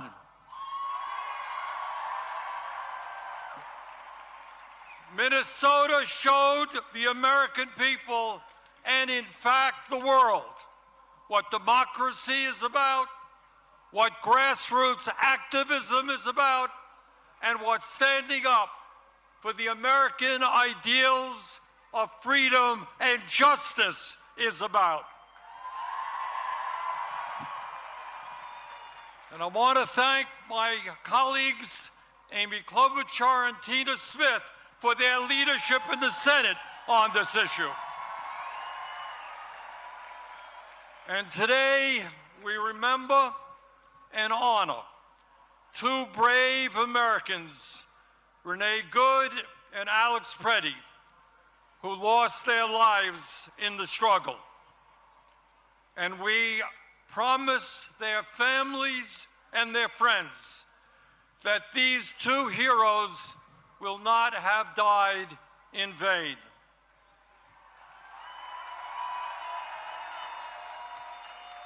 Their sacrifice has inspired and will continue to inspire the American people in the never-ending struggle for justice.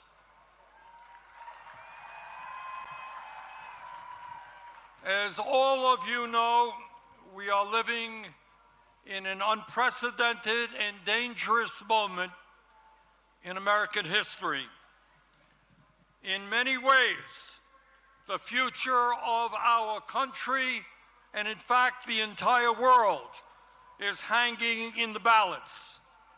And the actions that we take now will determine what the future looks like. The choices that we face are clear.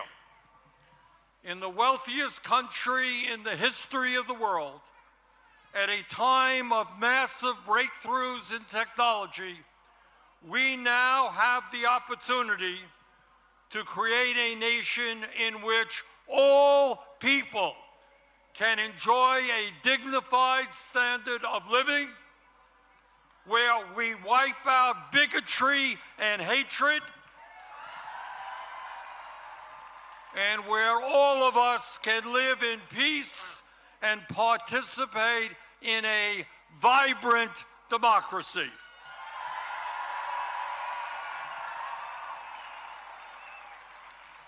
Where the foundation of our nation is built on love, compassion, human solidarity, and an understanding. As your great former senator, the late Paul Wellstone, said, we all do better when we all do better.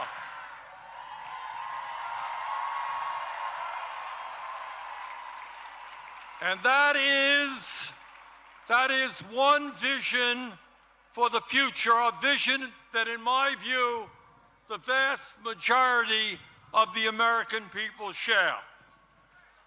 But there is another vision out there as well, a darker vision. It is a vision which says that we must give up on democracy, that we are too stupid and inept to govern ourselves, and that we must put more and more power into the hands of one man. It is a vision that says we should accept an economy in which a handful of oligarchs have unbelievable wealth, while the vast majority of our people struggle to put food on the table. It is a vision that says that the only thing that matters in life is the accumulation of money and power. And that it is okay if we lie, cheat, and steal to achieve those goals. It is a vision which says that we must hate each other because of where we were born. Hate each other because of a different language that someone speaks. Hate each other because of the differences in the color of our skin. or our religion or our sexual orientation. It is a vision that foments hatred and hatred and hatred, division, division, and division. It is an Orwellian vision which says that we must live in a constant state of fear, that we must always have an enemy, and that we must always be at war. It is a vision which says that we have unlimited amounts of money for bombs and guns and killing, but never enough money to feed our children, provide affordable housing, or enable our parents to retire with dignity. Today, here in Minnesota, in Vermont, and in every state in the country, we say loudly and proudly that as Americans, we will never forsake our heritage. We will never accept authoritarianism. We will never accept oligarchy. And we will never accept a president who is a pathological liar, a kleptocrat, and a narcissist who is undermining the Constitution of the United States and the rule of law every day.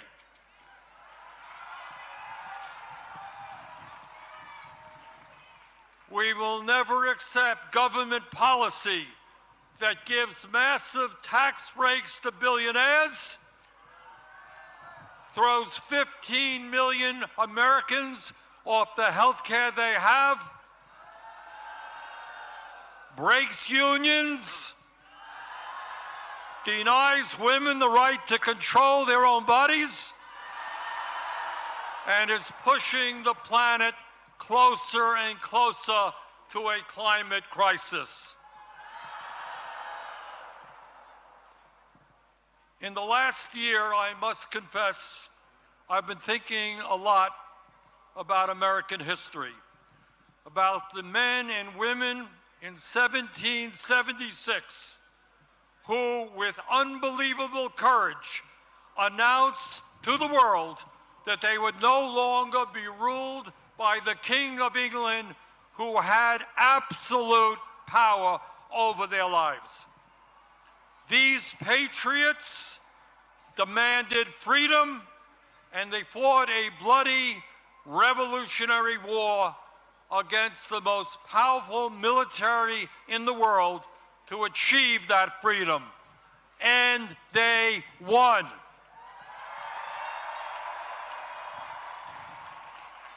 And after their military victory, they established the first democratic form of government in modern history.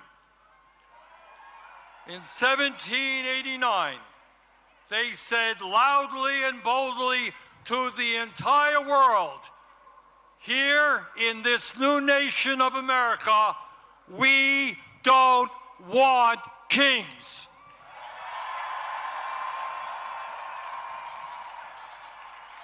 And let us never forget the extraordinary and powerful words they left to us. Quote, "We hold these truths to be self-evident, that all men are created equal and that they are endowed by their Creator with certain unalienable rights, that among these are life, liberty, and the pursuit of happiness."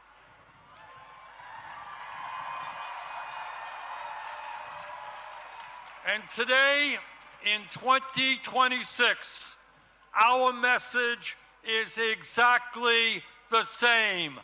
No more kings. We will not allow this country to descend into authoritarianism or oligarchy in America, we the people will rule.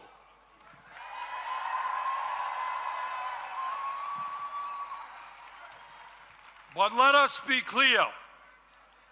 This moment is not just about one man's greed, one man's corruption, or one man's contempt for our Constitution. This is about a handful of the wealthiest people on earth who, in their insatiable greed, have taken over our economy, have taken over our political system, have taken over our media in order to enrich themselves at the expense of the working families of our country. Brothers and sisters, never before in American history have so few had so much wealth and so much power. Never before in American history has there been such extreme levels of income and wealth inequality, with the top 1% now owning, if you can believe it, more wealth than the bottom 93%.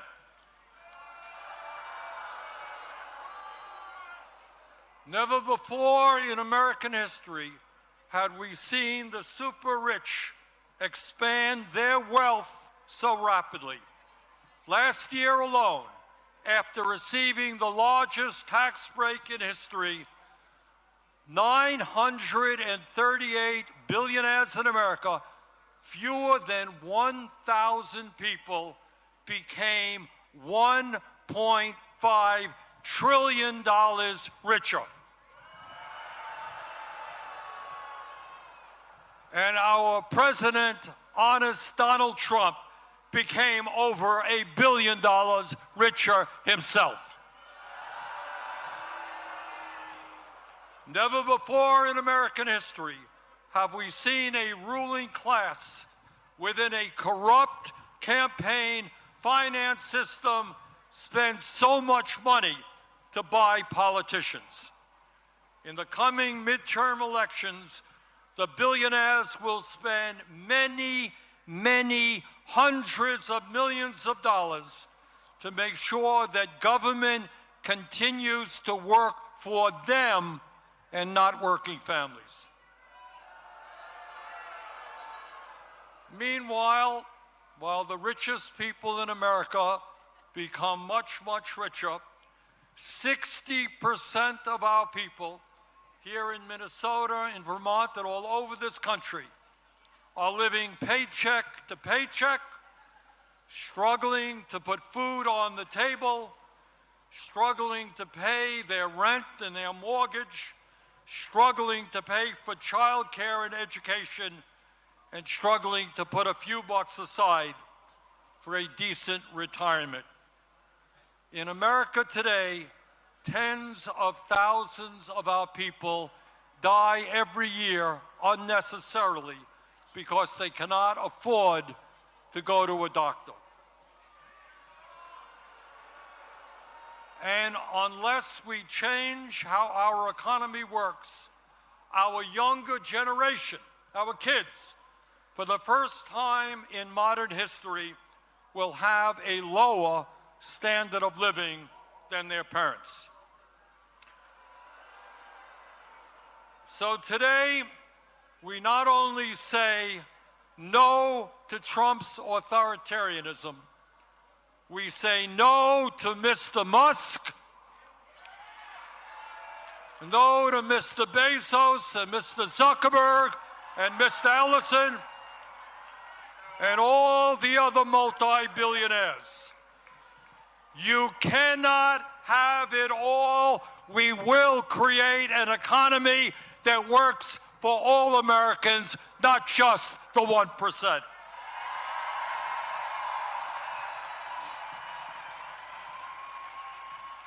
Brothers and sisters, it is not just the authoritarianism of the Trump administration that we must combat.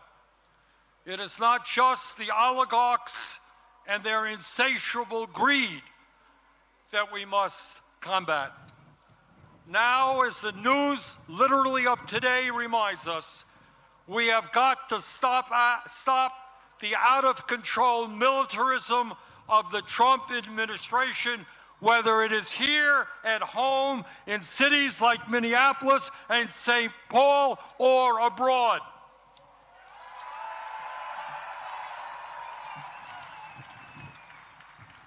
Let us be honest. The American people were lied to about the war in Vietnam. We were lied to about the war in Iraq. And we are being lied to today about the war in Iran.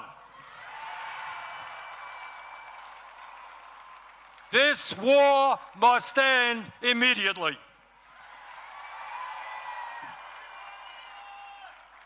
In the last election, Donald Trump pointed out correctly the huge amounts of money that had been wasted in wars that should have been spent rebuilding America.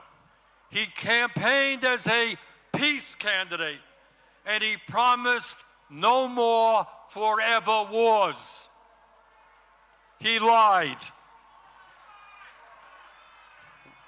1 month ago, Trump and his partner, Israeli Prime Minister Benjamin Netanyahu, started a war with Iran.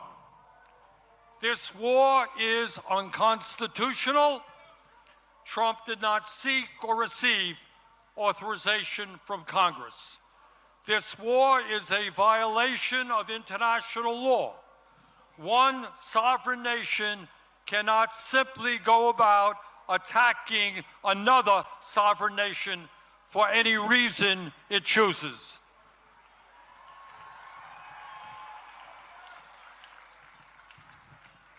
Since this war began, 13 American soldiers have been killed and hundreds have been wounded, including another 12 yesterday. In Iran, nearly 2,000 civilians have been killed and many more wounded, and 498 schools have been bombed by American and Israeli missiles.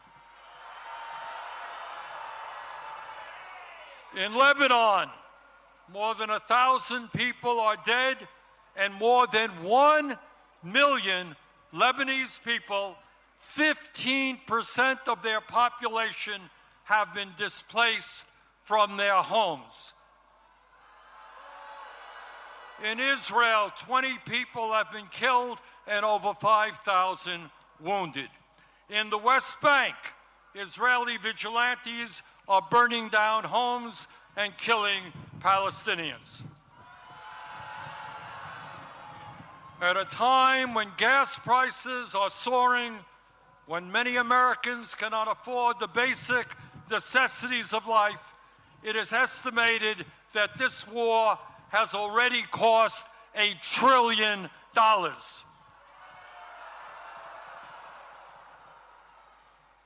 At a time when the American people are politically divided, there is one issue that is bringing us together. Conservatives, moderates, and progressives are speaking out in unison: end this war.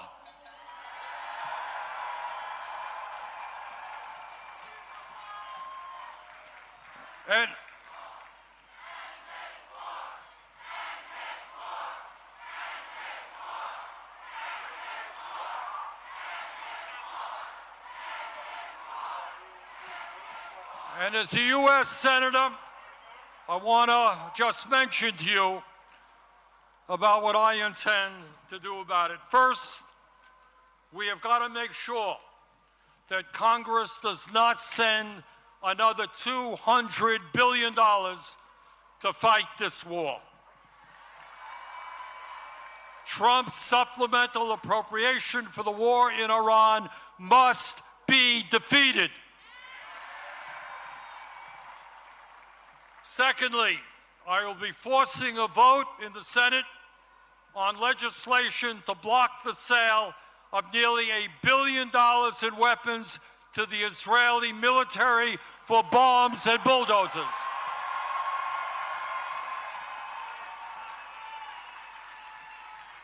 A nation, a government that has committed genocide in Gaza does not need more military support from American taxpayers.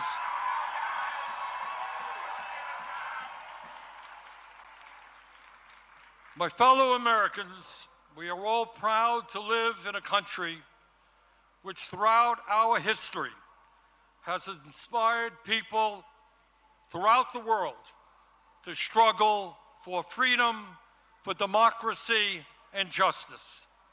And we understand that when we stand together and not let demagogues divide us up, we can continue to inspire the world to believe in a brighter future.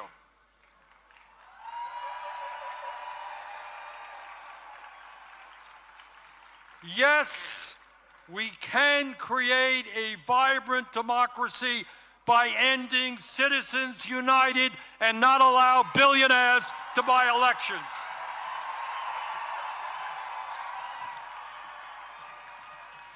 Yes, we can create an economy that works for every man, woman, and child in our country, and not just a handful of billionaires. Yes, we can make certain that the revolutionary technologies of artificial intelligence and robotics are used to improve life for all of us and not just make the rich owners of that technology even richer.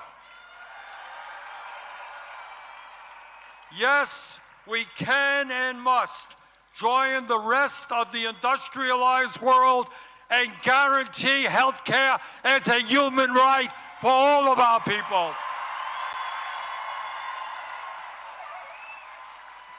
Yes, instead of spending $1 trillion a year on the military, we can wipe out homelessness and build millions of units of low-income and affordable housing.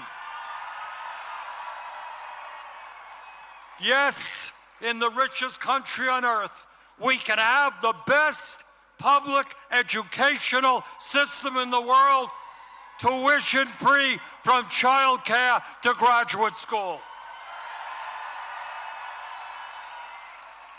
Yes, we can expand Social Security and radically improve our pension system so that every senior in America can retire with dignity.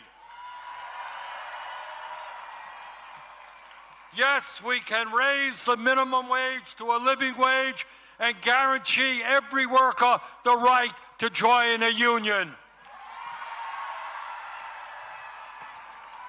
Yes, we can guarantee that every woman in this country has the right to control her own body.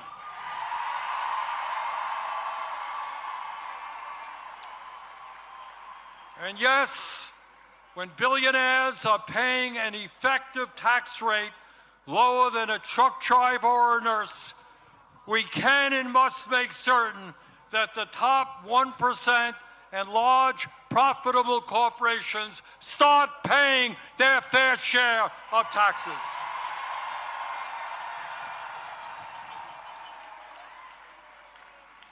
My fellow Americans, the establishment, including the corporate media and many of my colleagues in Congress, want you to believe that you are powerless.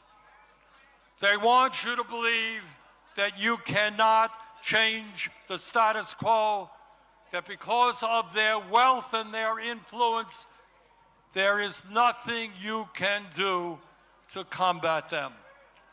But that is a lie.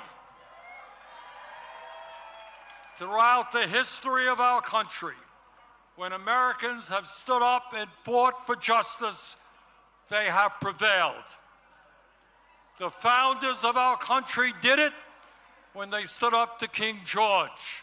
The abolitionists did it when they ended slavery. The working class did it when they stood up to their bosses and formed unions.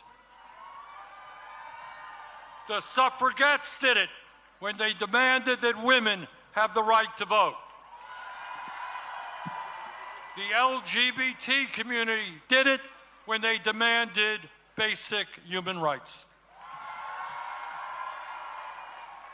Time and time again, in difficult moments in American history, our people stood up, fought back, and won.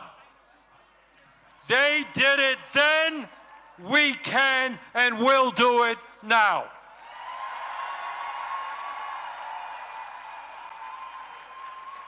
Today, March 28th, 2026, millions of Americans are out on the street demanding freedom, democracy, and justice.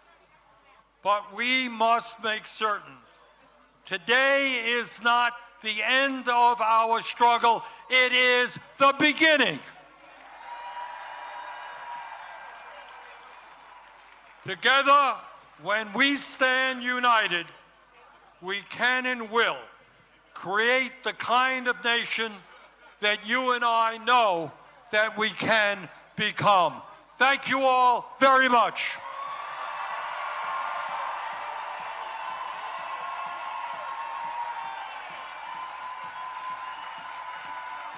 And now, please welcome to the stage Congresswoman Ilhan Omar.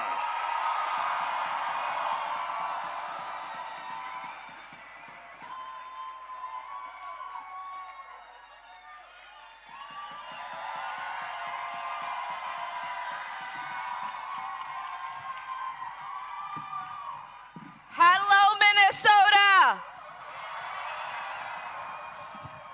It is so incredible to be here with you all as you show the country just how courageous and dedicated and resistant we are. In the United States of America, we pledge allegiance to the Constitution and the flag, not to a person or a king. I came to this country as a refugee. To me, America was a beacon of hope, a place where freedom wasn't just a word, but it was a promise. I arrived here when I was 12 years old. I could have never imagined the day would come when we were staring down at this kind of creeping authoritarianism in the United States of America.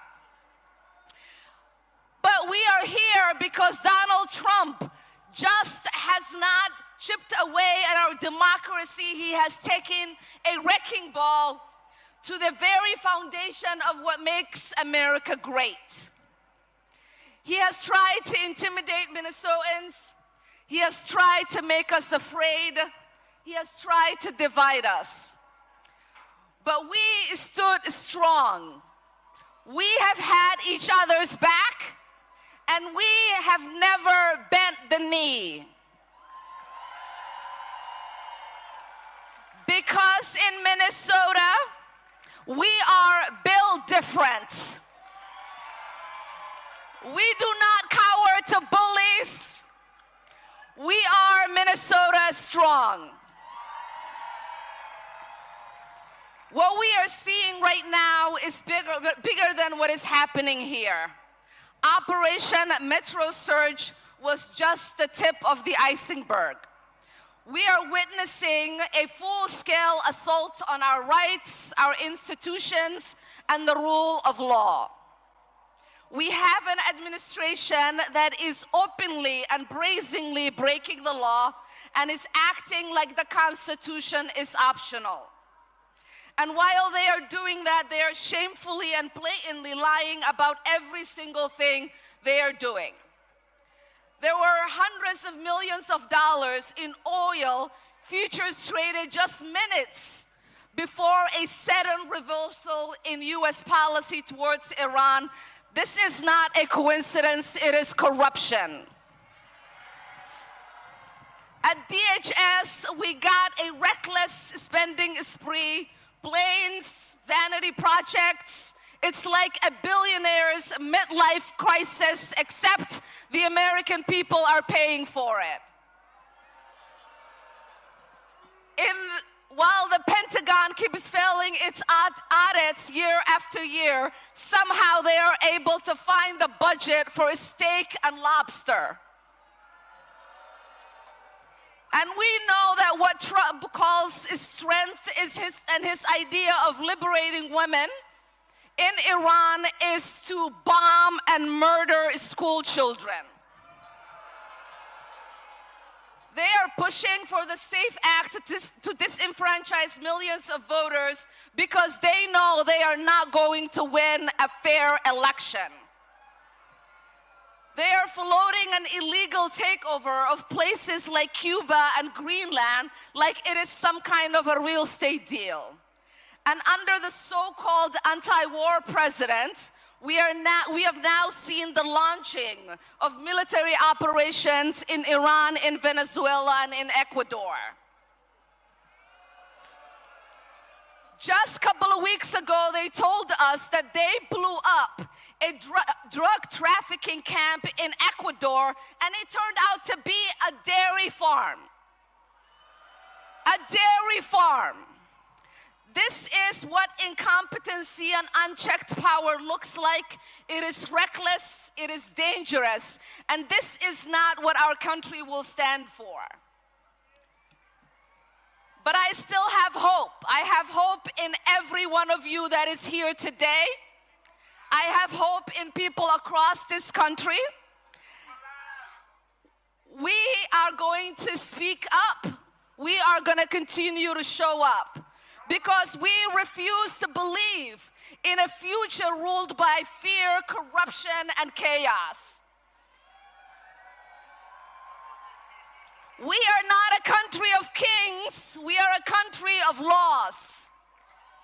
We are a country where people look out for one another. And we are a country that will fight peacefully, powerfully, and persistently to protect our democracy.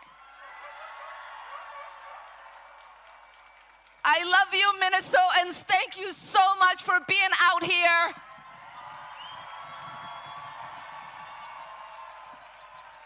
And now it is my honor. It is my honor to introduce a lifelong hero of mine, the incredible, brave, courageous Jane Fonda.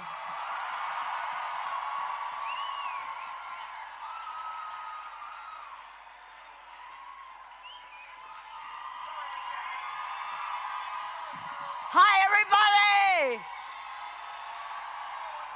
Hi. I'm not going to make a speech because we're running late and there's a bunch of people who have to catch planes.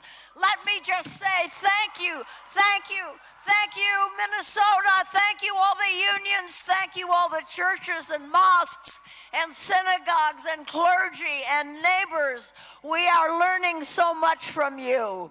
Now, when I point to you, you're going to say Minnesota, okay? When people ask me how I know we will win, I have one word to say. When people ask me how I know love is stronger than hate, I say. When people ask me how nonviolence can win, I have one word to say. Thank you, Minnesota. Now,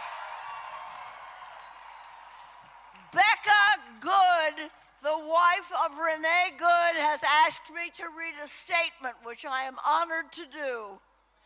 Hello, Minnesota. This is from Becca Good. I am so proud to call Minneapolis my home.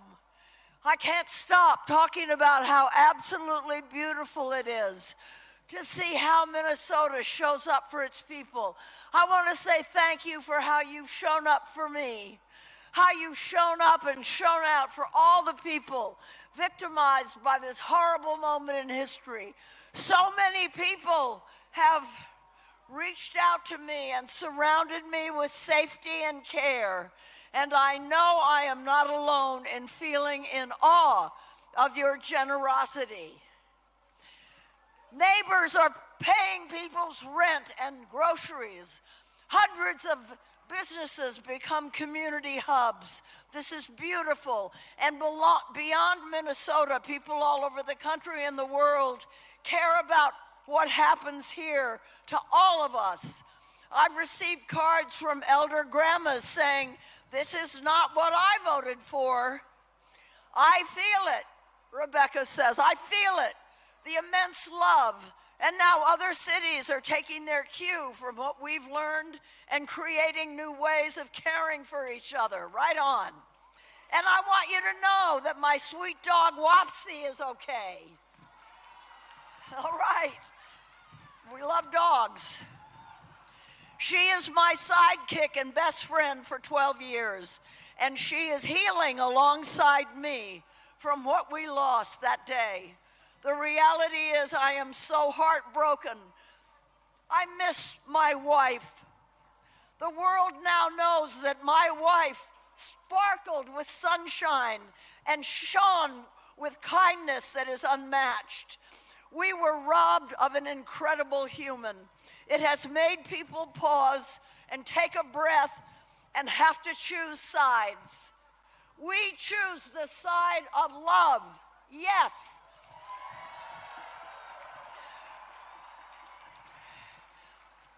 Everyone who was there when my wife was taken from me has had their lives destroyed that day, including those agents. What we need is to stop destroying life. What is happening now is the result of far deeper issues that have been simmering across this country for a long time. Divisive rhetoric, escalating tensions, fear-mongering. We have to address the root causes of these issues and stop this violence where it came from. Renee and I stood for radical kindness.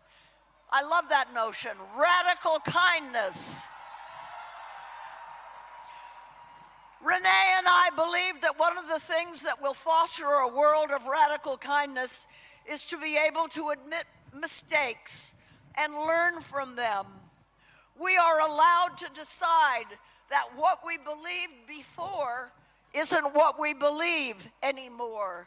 To change your mind is beautiful and powerful and brave. Renee and I believe that the love that's needed to build a world where we care for everyone already exists. Yeah, it already exists. Look at you all. And I see now that this is true. I have seen it. We have all seen it. And it sparkles because we know we can do better together. This is not the America I was told existed. I was told we are the people. I did not ask to be thrust into the spotlight or to be expected to speak out. It's a circumstance I unfortunately found myself in. But regardless of how I arrived here, I feel it's my responsibility to send a message that hate has divided us and destroyed so many lives and families, but we can choose something else. We can choose radical kindness. So let's do this. And now, it is my honor to introduce a young woman whom I love a lot, a great singer and a great soul, Maggie Rogers.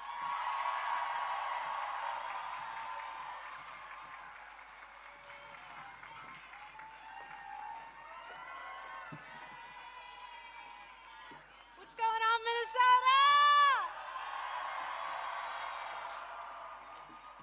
I have been so inspired by the resilience and the fortitude that has been coming out of this state.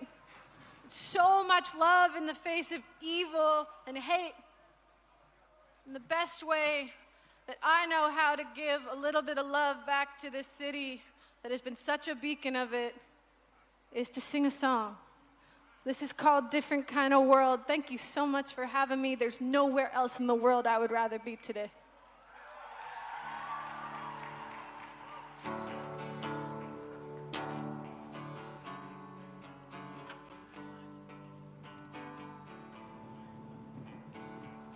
One more song, I'll sing a song and make it a song for peace.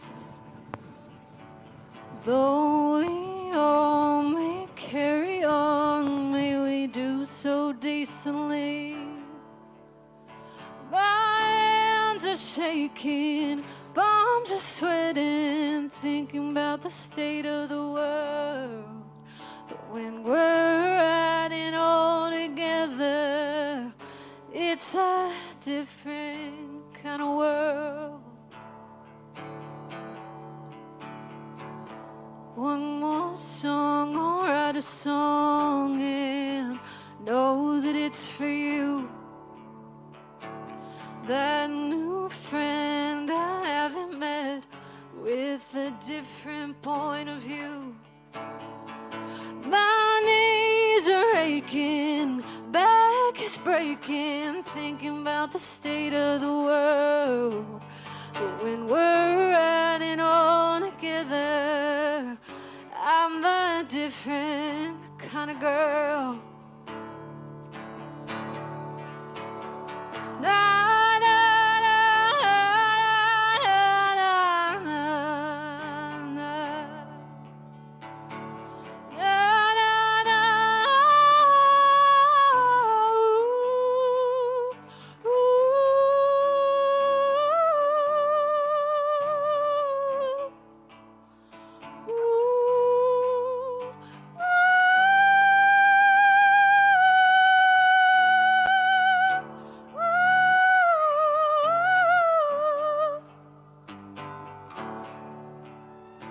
when we're riding all together, it's a different, I'm a different kind of girl.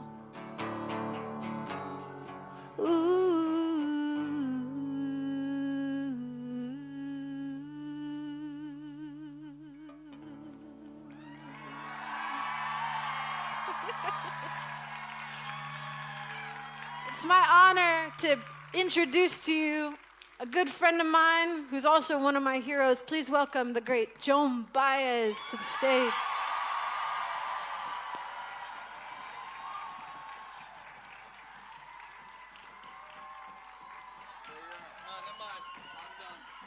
There we are. Come over here. Are we going here? All right. Just gonna be moaning a tiny thing and then I'll come and sing with you. Thank you, Maggie. I'm honored to be standing in resistance with all of you today, on this stage, in this city, at this moment. For those of us who believe in the power of nonviolent resistance, and those of you who didn't, you have shown the way with your courage, determination, and decency. Thank you, Minneapolis.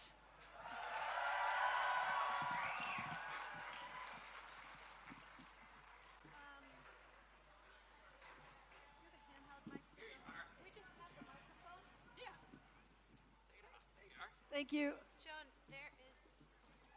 Okie doke. Yeah? Yeah. All right. I'm going to stand right here. I'm going to stand right here. Perfect.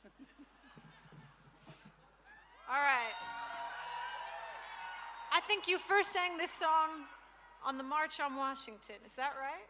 I sang this song for the first time with Dr. Martin Luther King in Grenada, Mississippi, actually, and then again on the March on Washington.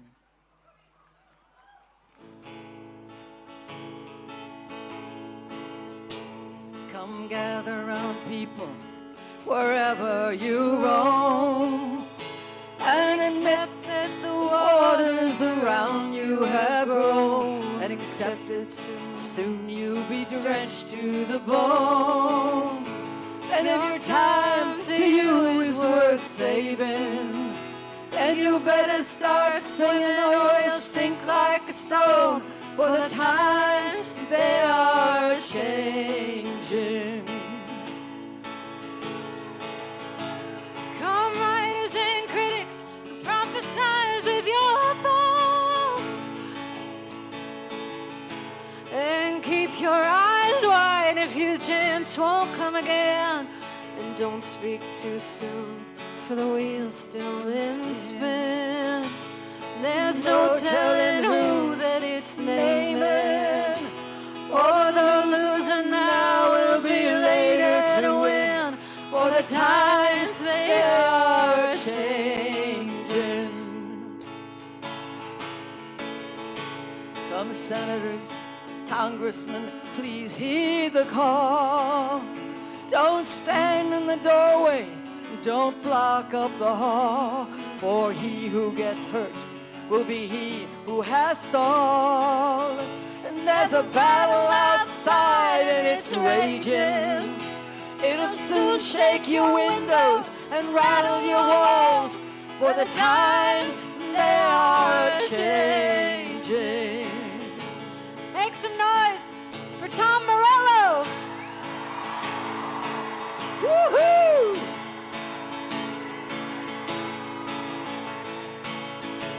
Come mothers and fathers throughout the land, and don't criticize what you don't understand.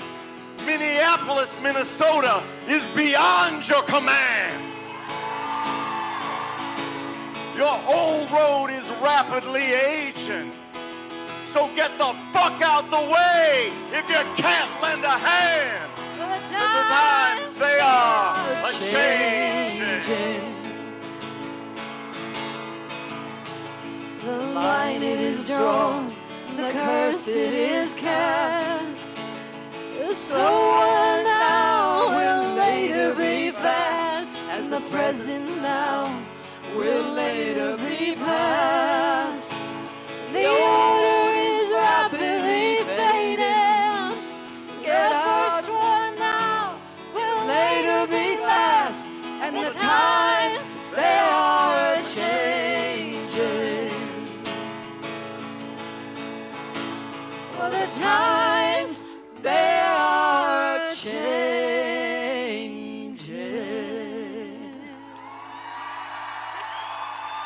Thank you, Minneapolis. You're an inspiration to the nation.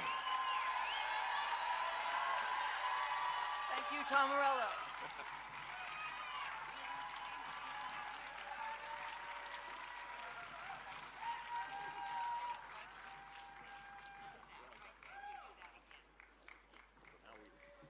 Thank you, thank you, thank you.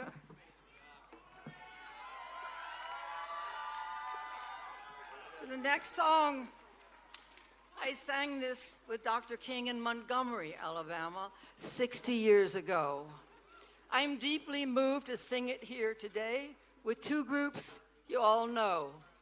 They were born on the streets of this city and stood through the freezing winter with you and are standing still, are showing up and still standing and playing the Brass Solidarity Band.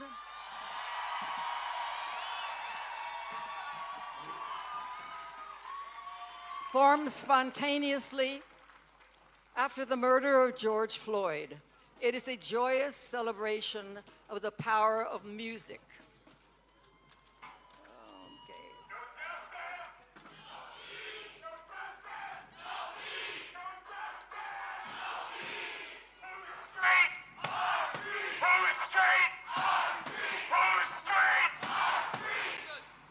And the Singing Resistance is a group of folks from across Minnesota who simply could not be silent about injustice and the attacks on their communities, and they came together, their voices raised in a chorus of people's power. I'm proud to be with you all here today. And now, please join us. You all here? Oh, wonderful. Okay, to this next song.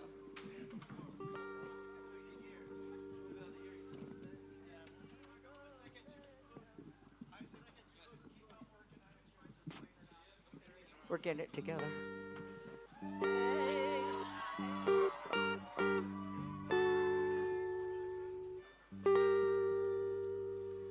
Ain't gonna let nobody turn me around, turn me around, turn me around. Ain't gonna let nobody turn me around. And keep on walking and keep on talking, marching up to freedom land. Ain't gonna let discrimination turn me around, no. Turn me around, no.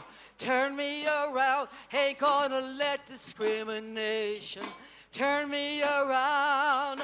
Keep on walking and keep on talking, marching up to freedom land. No kings ain't gonna let no kings turn me around, turn me around, turn me around. Ain't gonna let no kings turn me around. I'm gonna keep on walking, keep on talking, gonna you world. Injustice ain't gonna let injustice turn me around, turn me around.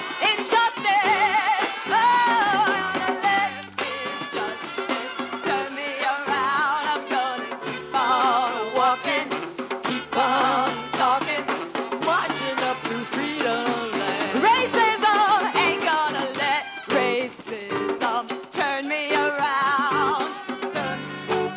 No, no, racism ain't gonna let racism turn me around. Gonna keep on walking, keep on talking, marching up to freedom. No president gonna let no president turn me around, turn me around. No president ain't gonna let no president turn me around. I'm gonna keep on walking, keep on talking, marching up to freedom land.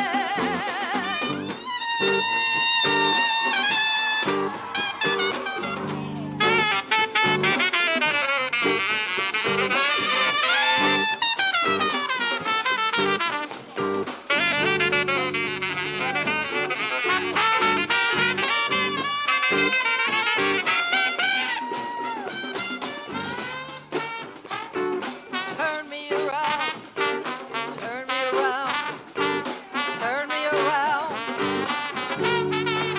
Whoa, turn me around. Keep on walking, keep on talking, marching up to freedom land. No voy a dejar la migra a detenerme, a detenerme, a detenerme. No voy a dejar la migra a detenerme. Voy I'm gonna keep on walking, y cantando, marching up to freedom.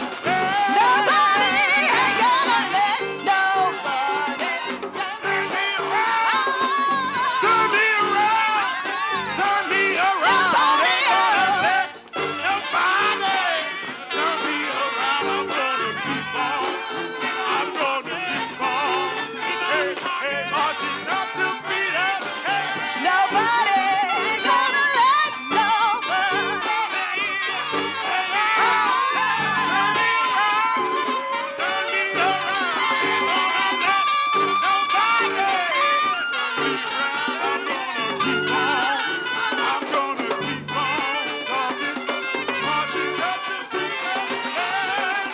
Keep on walking, keep on walking. I'm gonna keep on talking, marching up to freedom.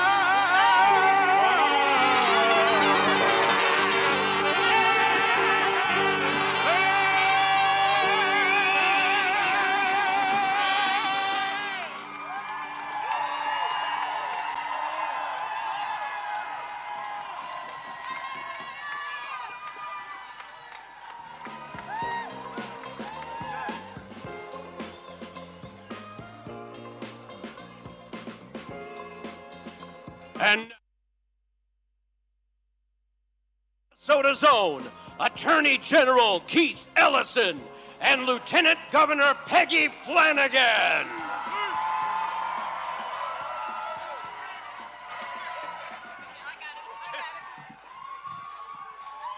Oh, Minnesota! I'm so grateful to see all of you. Bonjour. Peggy Flanagan, Indigenous, Gijuebadamakwe Indigo, Guabaga, Ganikagdan Dunjaba, Mayenga Nodame. My name is Peggy Flanagan. My Ojibwe name is Speaks in a Loud and Clear Voice Woman. I'm a member of the White Earth Nation, and my family is the Wolf Clan. And the role of our clan is to ensure that we leave no one behind. And that's one of the reasons why I am so proud to be a Minnesotan.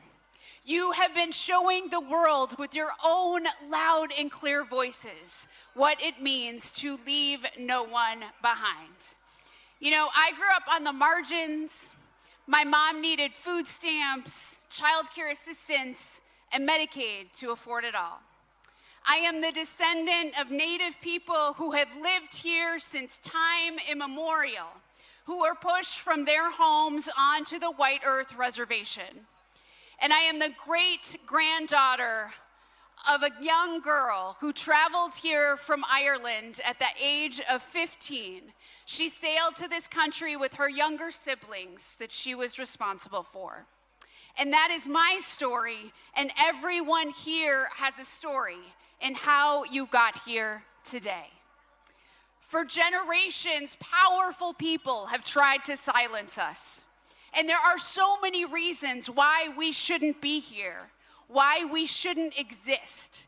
But we are here because we are resilient. And friends, Donald Trump thinks we should just shut up and do what we're told.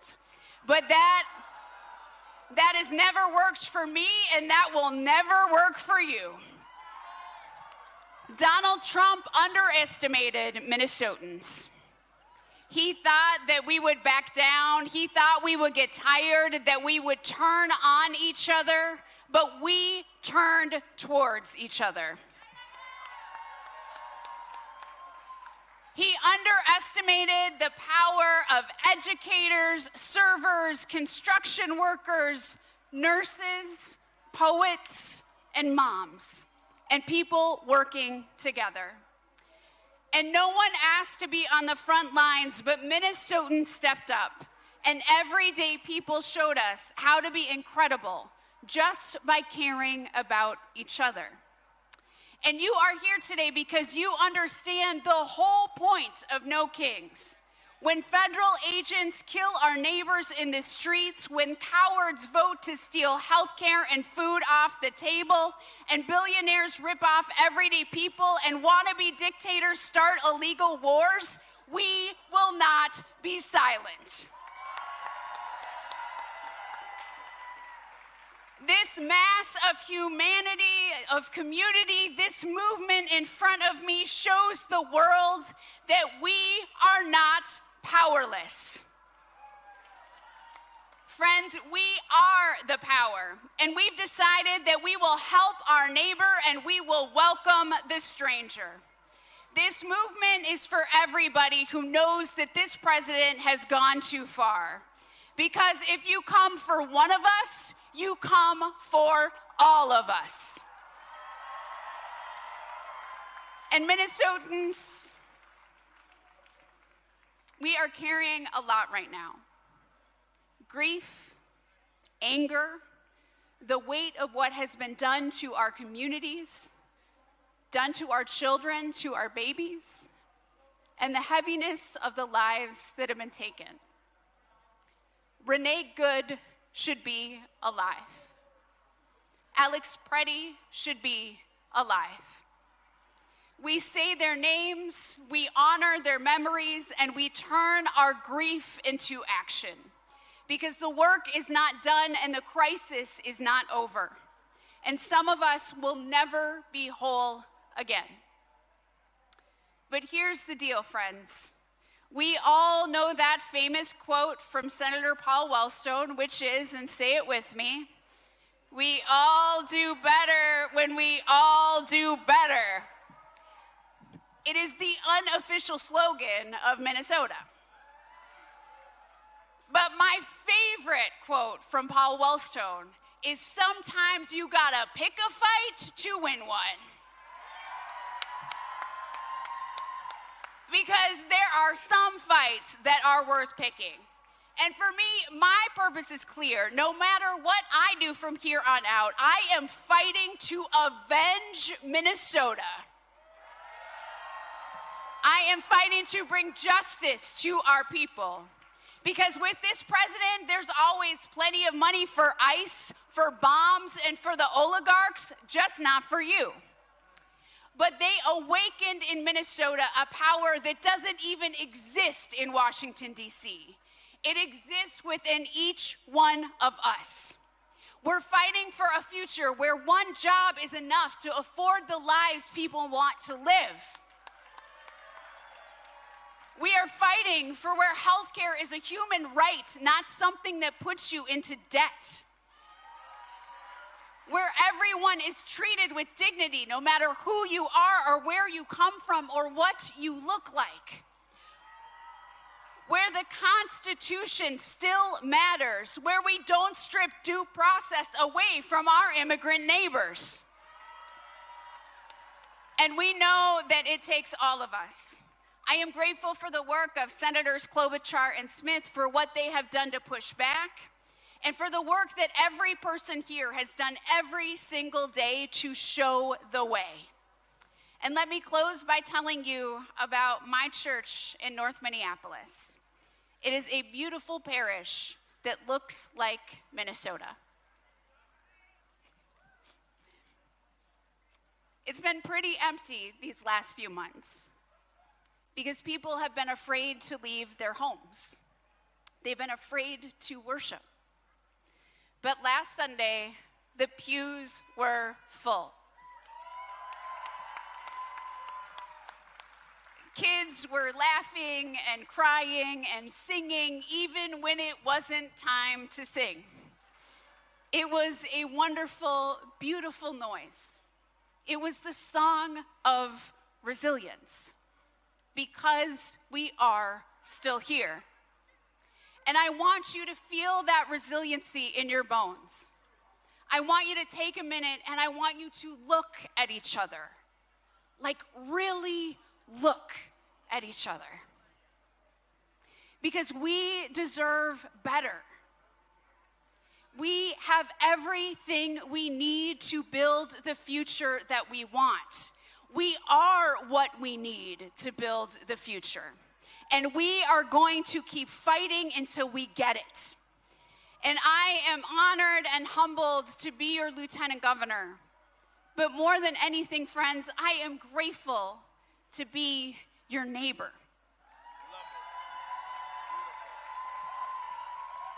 And I love you, Minnesota. I love us. Gitchimigwich, thank you so much. And I'm gonna hand it over to my brother, Attorney General Keith Ellison.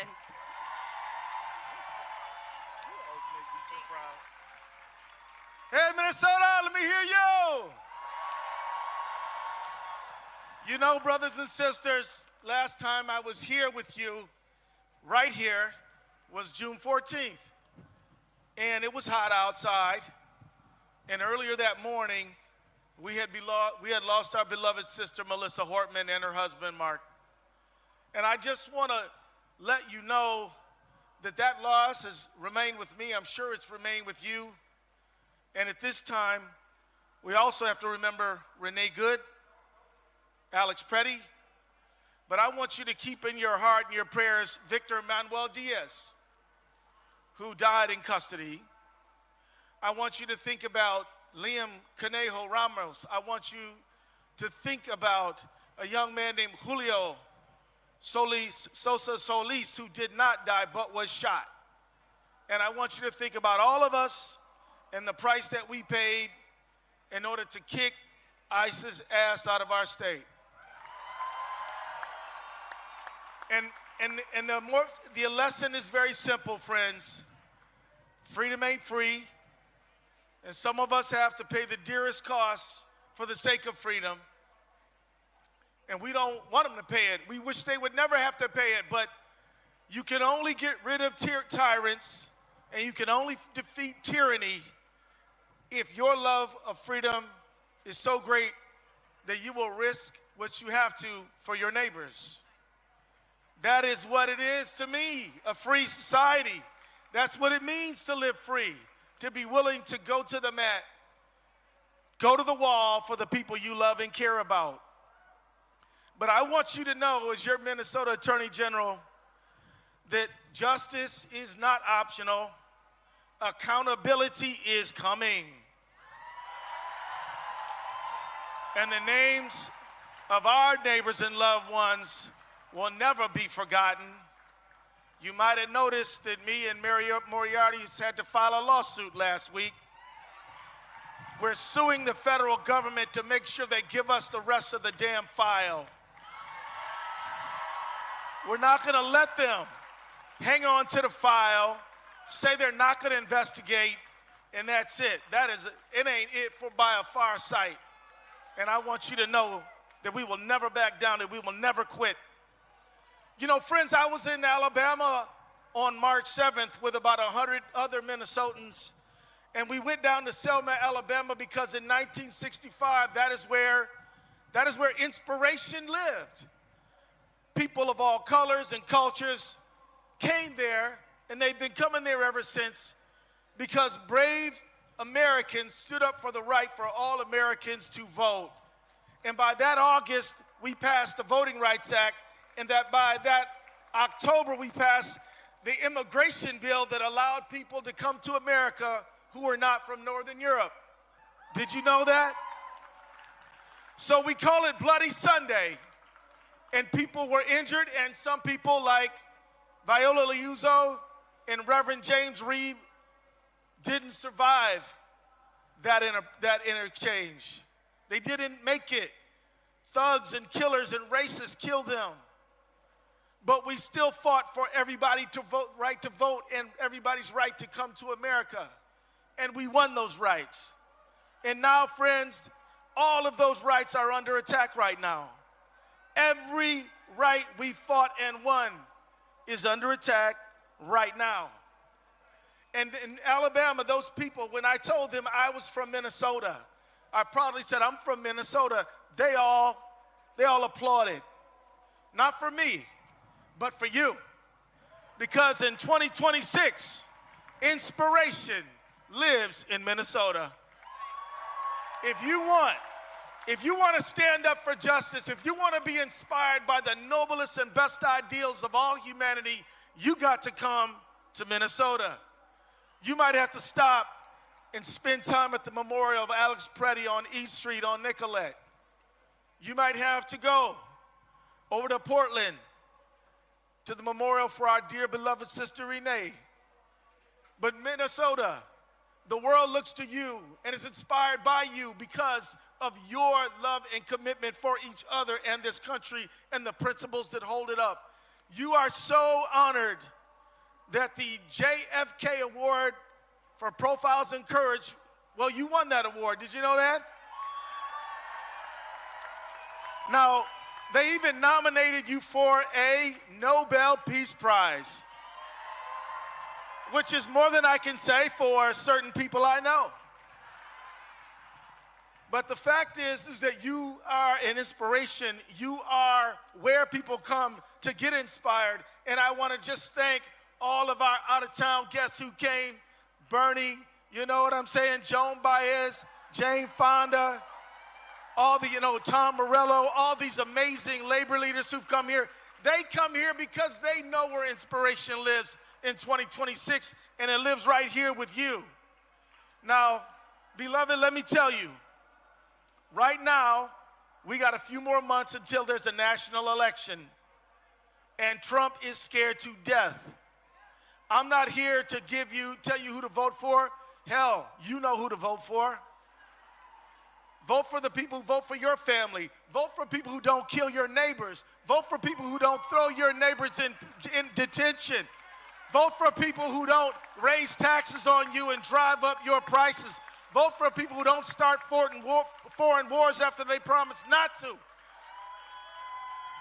You know what to do, but what you got to do is to do it. We've got to have the largest turnout the history this state has ever known. And we're the #1 turnout state in the country already. But we've got to convert this great energy into electoral success. The bottom line is there's a lot of ways to push back on a tyrant. One of them is to sue him. I do it all the time, did it 57 times. Another way is to do street activism, protest, demonstration. Another one is art, but another one is voting. And please don't discount that one. That one will be important. We got, in part, we got into this mess because of an election, and we're going to help get ourselves out of it through an election. Now, let me wrap up by saying that we've got to be real clear. It wasn't just the election that got us here. It was a set of decisions made over the course of the last many decades where some leaders in both parties, my friends, did not put the working class people of America first. And we have got to say that we absolutely demand free and fair elections and will stand for them. We got to demand leaders who will stand up for our democracy. We got to demand to keep dark money out of these elections. We have got to demand that these giant companies that love to merge with each other also they can screw us out of our money get stopped. We got to stop this merger mania. We have got to demand a free and a fair economy. We've got to get collective bargaining going again. We've got to raise the minimum wage. We got to have universal single-payer health care for all, because it won't do just to get rid of one bad guy and then 4 years later get another one, because we haven't done what we needed to do to solidify shared prosperity in America. So, beloved, let me just say as I wrap up, on behalf of me and my dear sister, Peggy Flanagan, I love this lady. She is the best. Give it up for Peggy, y'all. I want us to think about a new birth of freedom for this country. I want us to look past Trump and into the society that we dream about, where we have prosperity, peace for all in this time. God bless everybody.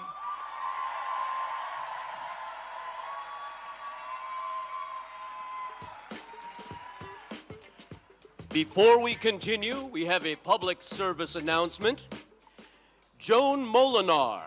If you are looking for Maureen Corlath, she is at the Lost and Found area located on Martin Luther King Boulevard. That is the street to the left of the stage as you face the Capitol. Again, Joan Molinar. If you are looking for Maureen Corlath, she is located at the Lost and Found area. And next, we have two fierce advocates serving in the Minnesota State Legislature. Please welcome Representatives Lee Finke and Shelley Buck.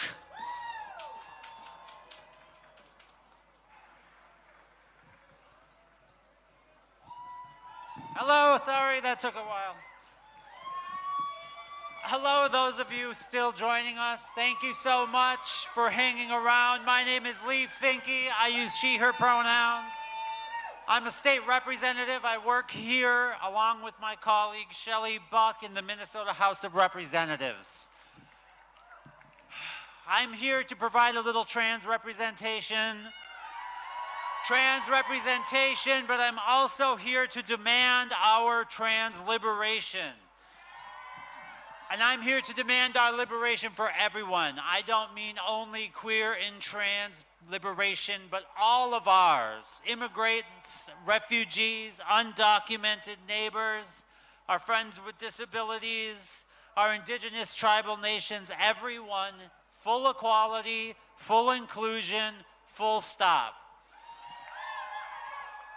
So here's the thing I want you to remember when someone asks what the trans lady was yelling about at the No Kings rally. You can tell them that these fascist thugs in Washington, they are actually not the gatekeepers of our shared liberation. The violent, hateful ideologies of these men, it will end. Men like this come and men like this go. Minnesota beat back the fascist ICE invasion, and the rest of the nation will too.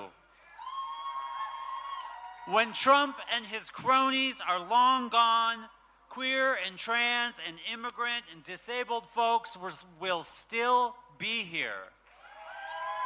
We will still be here fighting for our shared liberation, and we will need you at that time to continue to fight for all of this. This won't be the end for us. This won't be the end for any of us. But we are in the hot fire right now. All of our vulnerable communities need you, and you know why. The forces of oppression are obvious, conspicuous. It is like the apocalypse. You know who the bad guys are, and you know who the good guys are. But we know these fascists are bound to lose. And when they are gone in the dustbins of history, your trans, two-spirit, non-binary, queer, immigrant neighbors, we will still be here fighting for our lives. And we will need you to be in the streets then, too. It is not just now, it is not just Trump, it is what comes after. We still will need you to fight for our lives. Liberation now, justice for Renee, justice for Alex, justice for all of the families affected by this government. Stay safe, keep fighting. Thank you. A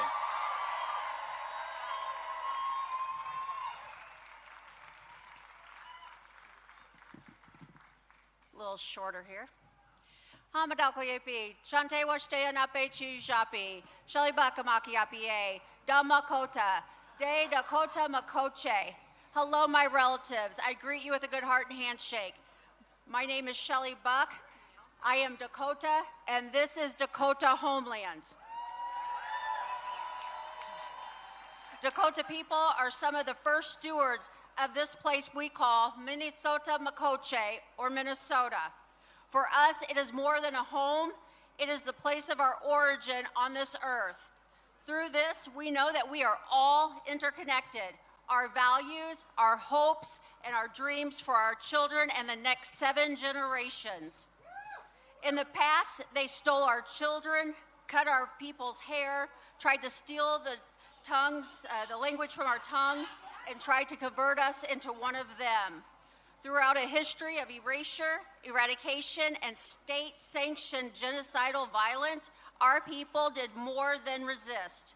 It is because of our ancestors' insistence and endurance and their refusal to abandon the love they carried for all their relatives, whether human or non-human, that I am here before you today.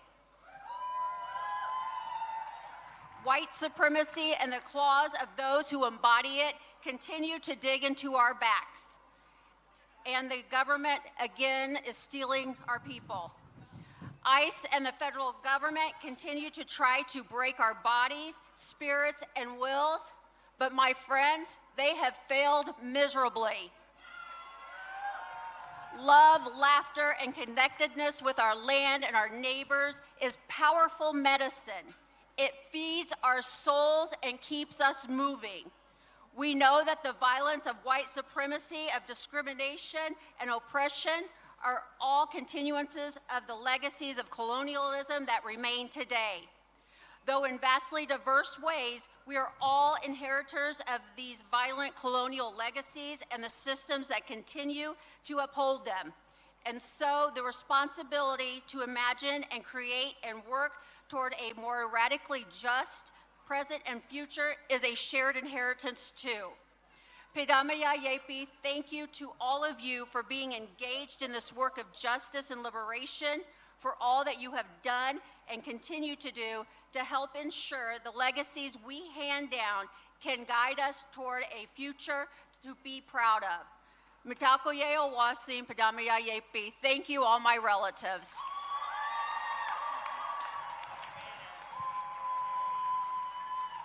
The invasion of Minnesota neighborhoods is symbolic of this administration's assault on working families across the country. Organized labor is pushing back here in the Twin Cities and in the halls of power. To speak about that resistance, please welcome President Liz Shuler of the AFL-CIO, President Randy Weingarten of the American Federation of Teachers, and President of the SEIU, April Verrett.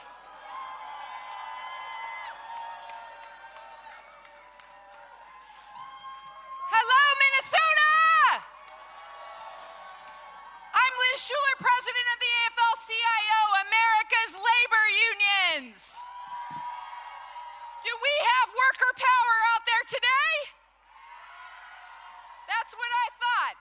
I'm so proud to stand up here alongside my union sisters, Randy and April, bringing the voices of 15 million workers across 65 unions and every worker in this country. That's right. Over and over this past year, we've seen this administration try to divide us as working people. Whether or not we were born here, whether we were blue collar, white collar, gay, straight, trans, black, white, Latino, they try to divide us because they could not be more afraid. They could not be more afraid of what happens when we stop looking to the left and to the right and we start looking at them.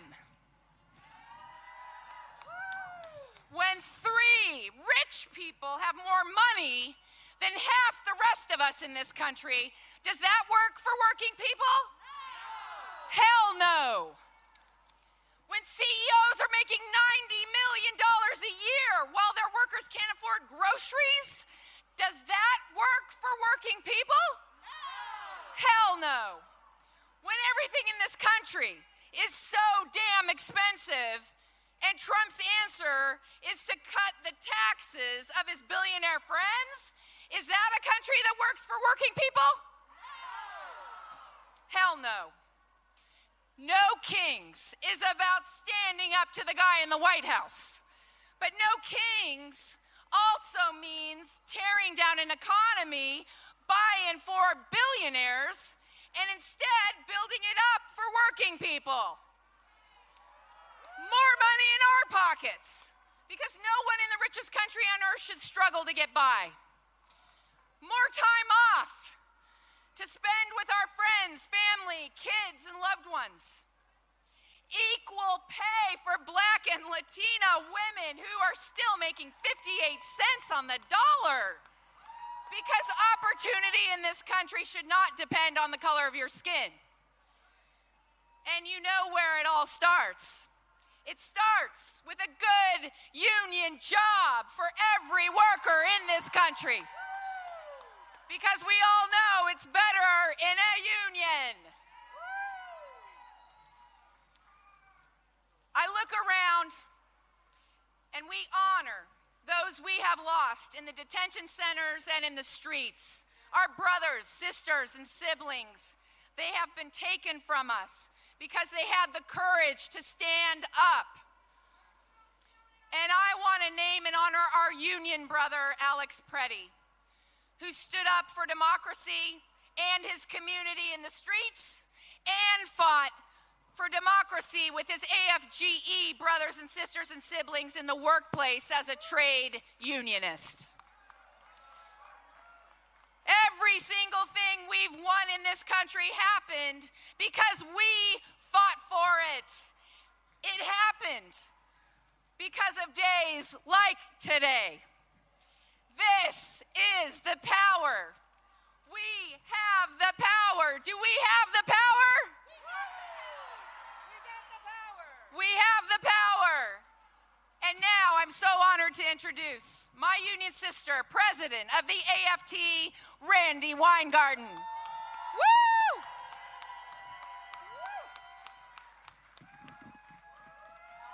Okay, Minnesota!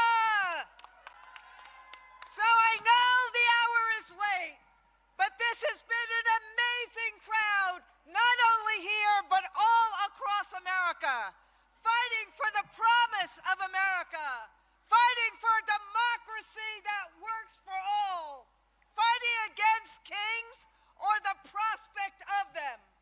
Now, you know I'm going to be a little bit of a teacher, because once a teacher, always a teacher. So here's the social studies teacher coming out in me today. Democracy can feel like an abstract concept. Now, not to you, because today in Minnesota, this is what democracy is like. But, why do we say no kings? Because the only way the government acts for the people, listens to the people, responds to the people, solves the people's problems, is if it is a government of the people, by the people, and for the people. That's why standing up and showing up, being in solidarity like millions of us are doing today is so important. It is the only way we can get the government to act in our interests, act in our kids' interests, act in working people's interests. It's the only way we can tackle housing costs and healthcare costs and child care costs and save our damn retirement. It's the only way we can rein in ICE and protect our students and our immigrant neighbors. The only way is if the government is for the people, not for billionaires, not for their cronies, and not for a president's self-interest. Donald Trump was elected because he claimed he wanted families to have a better, more affordable life. Instead, as so many have said on this stage today, he's made it harder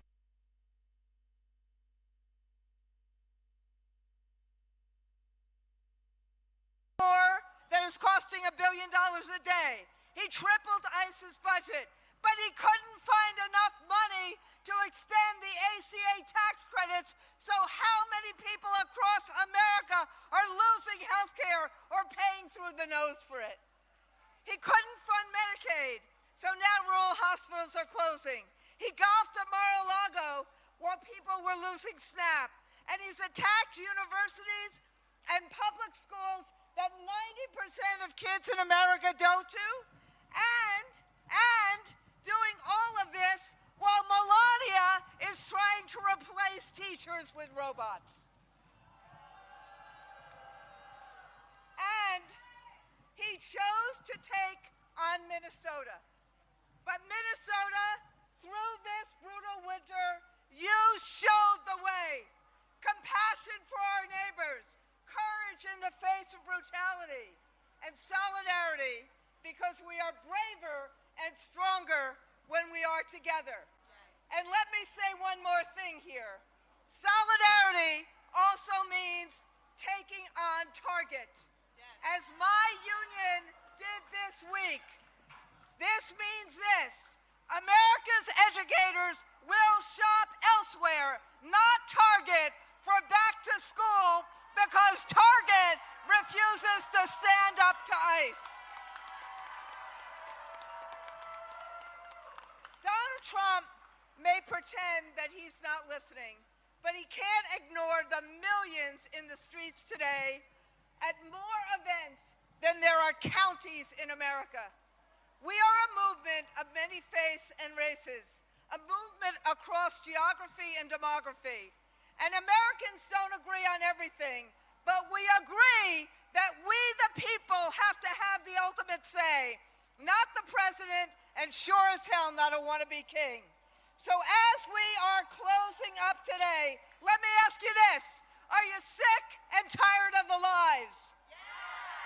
Are you angry about gas prices? Do you want a voice? Then no kings today and freedom tomorrow. No kings today, change the country tomorrow. No kings today, then we vote in November. We vote for a country that listens to its people, a country that acts for its people, a country that acts in hope and not fear. We vote for opportunity for all, not self-interest for some. That's what we mean when we say no kings, no crowns, no thrones. And let me introduce Emperor Verrett from the SCIU.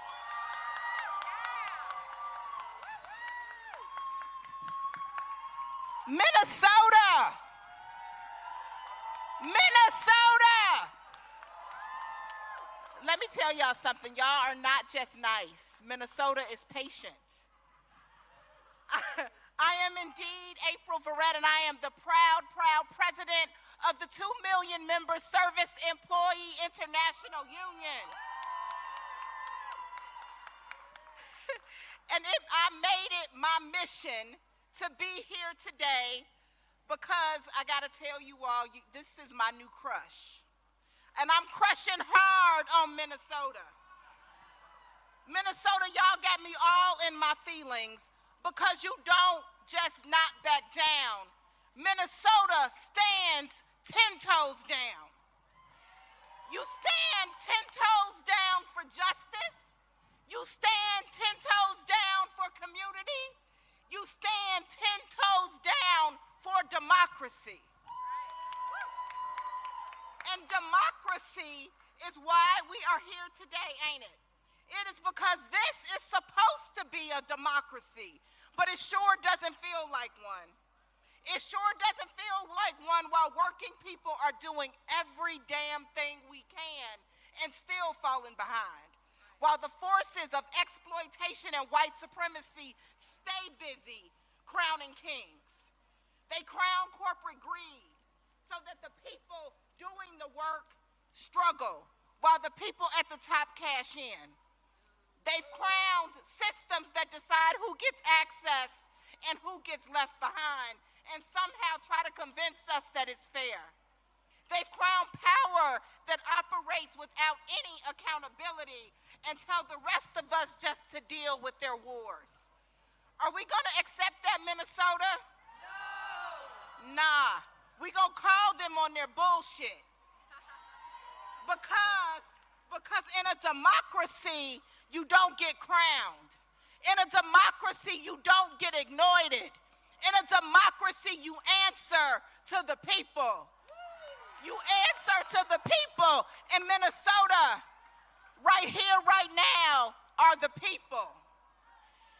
In SCIU, we're talking about the 3 things that we're fighting for. Y'all ready? Yes. In SCIU, we are fighting for money, for power, and for respect. Money, because working people deserve more than to just get by. Power, because power doesn't just belong to the wealthy. It belongs to all of us. And respect, because too many of us feel like being treated like we don't matter. That's over.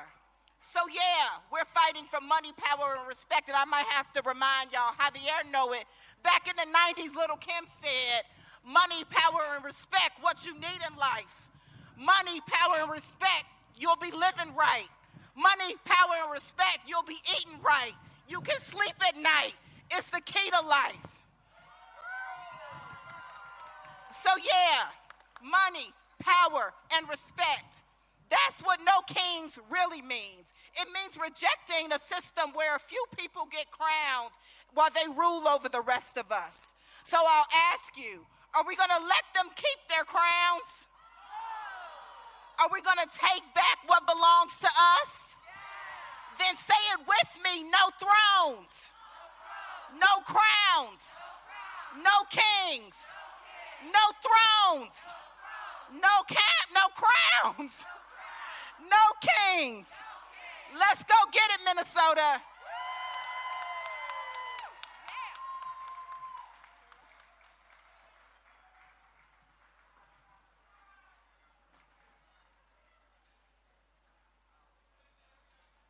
As you leave the event today, please make sure to stay on sidewalks and follow traffic laws, because roads will no longer be closed to traffic and marshals will not be escorting you back to the March kickoff sites.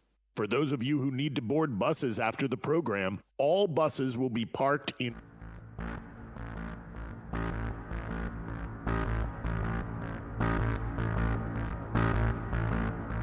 This is Mark with FSTV, connecting you to the issues that matter the most.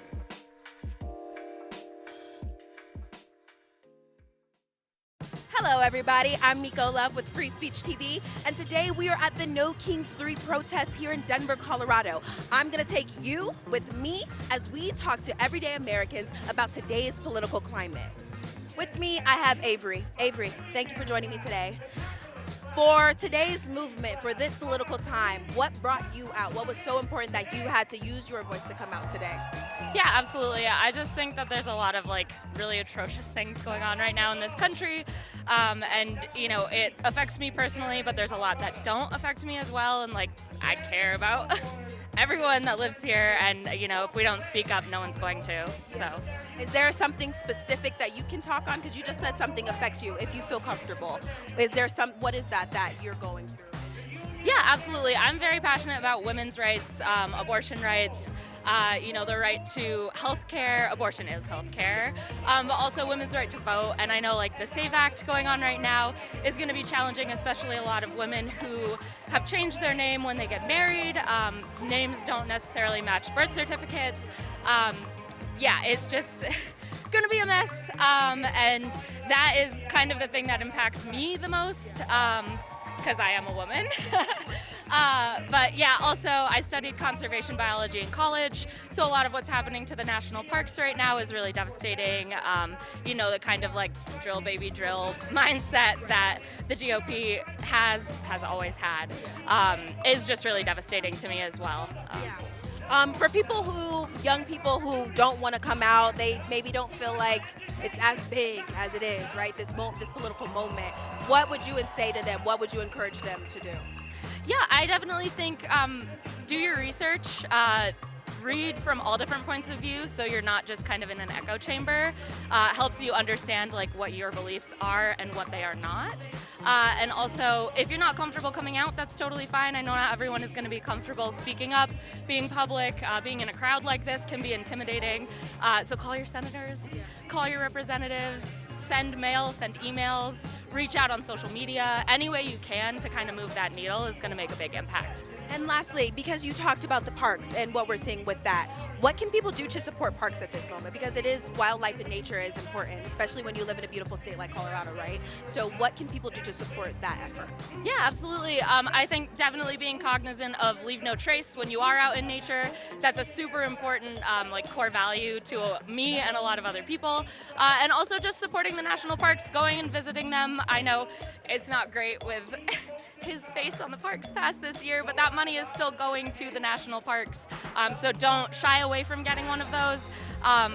Personally, I also don't really want a park pass that has Trump's face on it, but I do still want to support the parks. I do still want to be there, for the rangers that are still working and protecting that beautiful, beautiful land in this country. So, Avery, I want to thank you so much. I hope you have a great protest.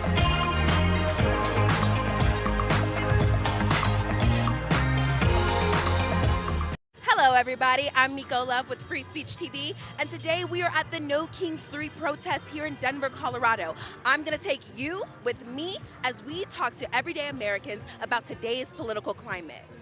With me, I have Marge. Marge, thank you for joining me today. Thank you for being here. Absolutely. What is so important about what's happening that brought you out today to use your voice? I am so worried about what is happening to our country and what Donald Trump is doing to our country, as well as what he is doing globally. I feel bad for the young people. It must feel like there's no future. And I think it's important that we get out there. I wish that the GOP Congress would stop being cowards and go in and just put some handcuffs on him that corrupt. The whole administration is corrupt. There's just too many things to even list. What's happening to our environment and blowing up the oil, you know, in Iran, it's horrible. And we don't need to be that way. We should all be together and working together. And I think we need women in the White House. You know, we've raised families, we've, you know, taken care of arguments, sibling arguments, and I mean, there are a lot of very intelligent women, and I follow them, and there's so many reasons to be here. Yeah. So you mentioned young people and sometimes feeling like there is no hope because the world is so saddening right now with everything that's happening. What encouragement would you give to the young people that are going through this, that are living with the high gas prices, with the high grocery prices, with ICE and their losing their families maybe? You know, what would you say to those young people? It's to pay attention what's going on in our world. My dad was a history teacher, and you know, we used to watch the news. I remember watching the news every night when Vietnam was going on, and the, you know, Cambodia and everything that happened. And I think it's important to pay attention to what's happening. Silence just allows these things to happen, and I think it's time to use our voices and to gather. When I come, you know, I can look at the news and look at Facebook or whatever, or social media, and it's so depressing. You feel like there's no hope, but then you come to something like this, and people are kind, and there's a camaraderie, and you're all here for the same reason, and you don't feel so alone. And it's not as depressing, and there's hope, and it's like, what are we going to do? You know? And that's what we need to go forward, and what are we going to do? And last question, we have a midterm election coming up this year, correct? We've seen a lot of efforts with gerrymandering and to change the midterm and how people are able to vote. For those people who maybe did not vote when they should have, what would you say to them for this new midterm election coming up? I was like, pay attention, vote. You know, our world may not be here in 50 years. You know, it might be apocalyptic. You know, what do you want for your children and your children's children? You know, so, you know, just get out there and vote and do something. Don't sit at home.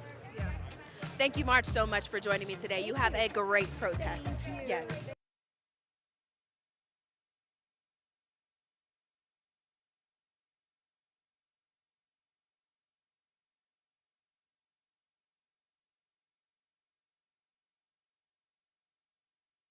Hello, everybody. I'm Miko Love with Free Speech TV, and today we are at the No Kings 3 protest here in Denver, Colorado. I'm going to take you with me as we talk to everyday Americans about today's political climate. With me, I have Agatha. Agatha, thank you for joining me today. Yes, thank you for being here. Yeah, of course. What is so important about today that brought you out? I always try to get real involved with the elections. And this is just absolutely absurd what we are going through right now. So I want to stand up, I want to protest, I want my family to understand the importance of free speech and being able to participate. What would you say to people who maybe did not vote? Because we know a lot of people didn't get out and vote, and we've seen a lot of efforts to change the voting process for the midterm elections. We've seen the gerrymandering that's happening in Texas. California's trying to combat that gerrymandering. But what would you say to those people that need to go vote? If you don't vote, you're voting for Trump. A lot of these younger people don't understand the history. And you mentioned having a grandchild. What lessons do you teach your grandchild about what's happening in this political moment? If you want fairness, you have to show up.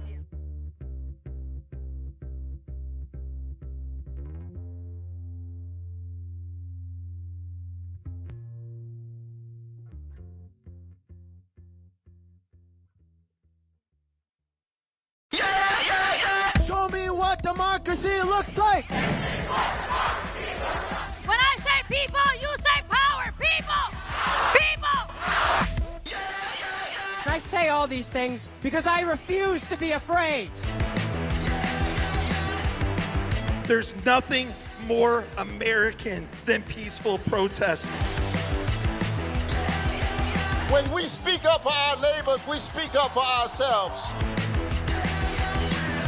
We're standing up for what is right, what is just, and what is good.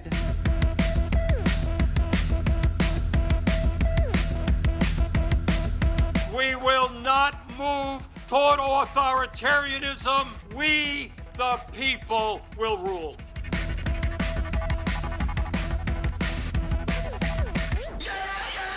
No kings. No kings. No kings.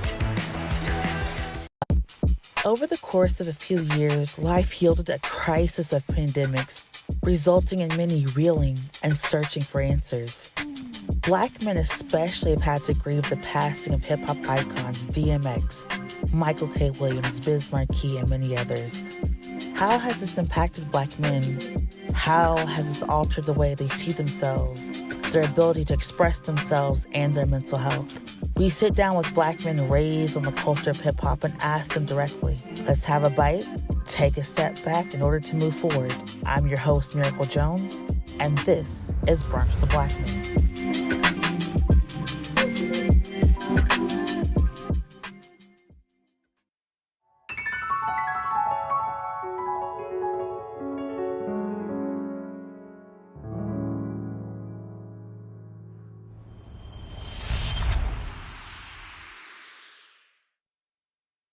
Hello, everybody. I'm Miko Love with Free Speech TV, and today we are at the No Kings 3 protests here in Denver, Colorado. I'm going to take you with me as we talk to everyday Americans about today's political climate. Right now, I am with Pam, an everyday citizen here in Denver, Colorado at the No Kings 3 protest. Pam, why is it so important that you came out today to protest? Because what's happening in our country is very scary, it is undemocratic, and if the people don't stand up, he will do whatever he chooses, and unfortunately, his colleagues in Congress are going right along with it. Is there one specific thing that brought you out that made you really feel strongly about today? All of it. Fair. Actually, women's right to choose is important. This war is ridiculous. It is so frightening that just because he wants to stay out of prison, he is, diverting everything away from the Epstein files and is putting our young people's lives at risk. How do you feel about ICE? Because we're seeing a lot of that. We're seeing that move into our airports right now. How do you feel about ICE? Oh my gosh. ICE, I almost have no words. I mean, what they are doing and being allowed to do and encouraged to do by Trump's people is just, it's unconscionable that people that are exercising their right to free speech are being gunned down and maced and beaten. It is, where do we live now? Yeah. For anybody that may be a little nervous about coming out to protest for whatever reason, whether it be safety, whether it be the color of their skin, what encouragement could you give to those people? Your white friends are your allies. You have every right to be here, and if anything untoward starts to happen to any of my neighbors, then I will stand right there beside them, in front of them, because as a white woman, I have a responsibility to stand up for people who are either afraid, rightfully so, and don't feel like they have the ability or right to be here. Thank you so much, Pam, for joining me today. You have a great protest. Thank you.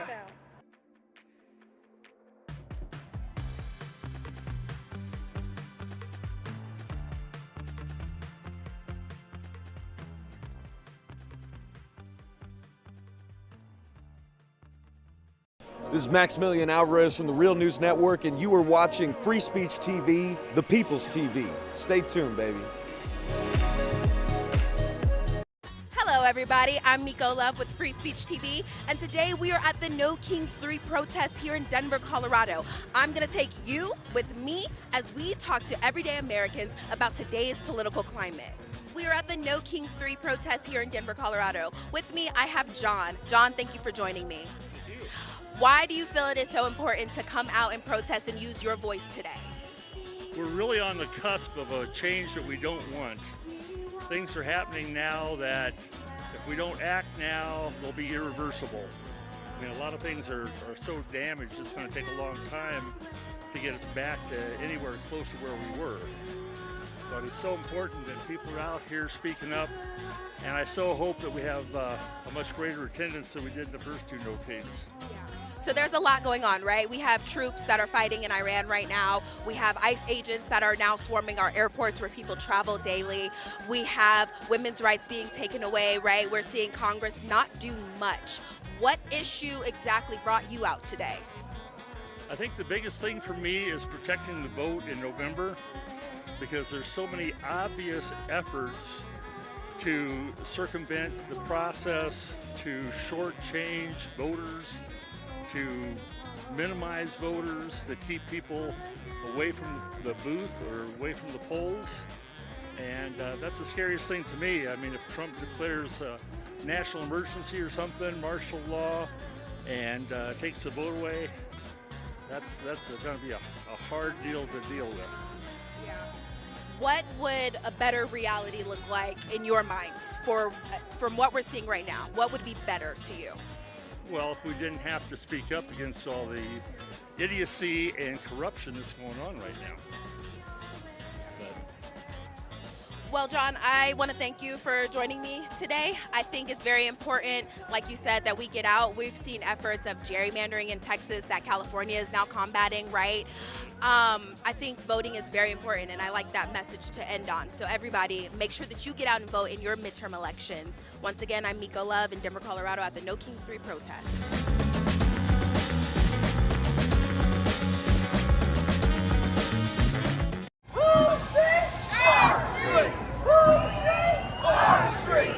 We are at war. American families are mourning fallen soldiers. Innocent Iranian civilians, many of them children, are being maimed and massacred. Infrastructure needed to sustain life in Iran is being obliterated. Meanwhile, the Trump war machine, drunk with power and incapable of valuing other human lives, rages on, funded by U.S. taxpayer dollars that should be providing critical support for our needs here at home. As Americans, we say hell no. We don't want this blood on our hands. But only you have the power to end this. Call your senators and Congress members through the Capitol switchboard at 202-224-3121. Call the White House switchboard at 202-456-1414. Don't stop calling. Stop this war. My name is Delia Coulter. I'm 16, and I'm here because I think that people should be allowed to stay in their home and live in a place that they feel safe. And you lost your school in the Eaton fire? Yes, as well as my home. Oh, you lost your home and your school in the Eaton fire? It was my elementary school, not my current school, but yeah. What did that feel like? It's a feeling similar to grief, I would say, because it was, I mean, I grew up here, and my school was just like a place that I never really thought I would see looking so different and looking so destroyed, and it was a little bit heartbreaking to see. What needs to happen? Like, what would you want from the federal government that you haven't got?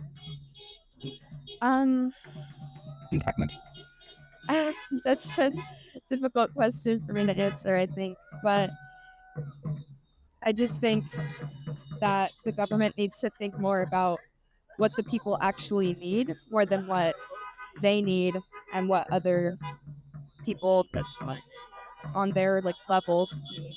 Do you feel strongly about climate change? Yeah, I do. I think that climate change is something that could so easily be solved if the people with access to actually making huge changes, like, wanted to make changes. What are you hoping? What's the message that you want to send to Trump? You're holding a sign that says "ICE out," so immigration is also important. I just think it's so important that people feel safe in their country again, like feel safe where they live and where they grew up. And people fight so hard to come here, and then they're being pushed back out like it's nothing. And I just don't think that's fair.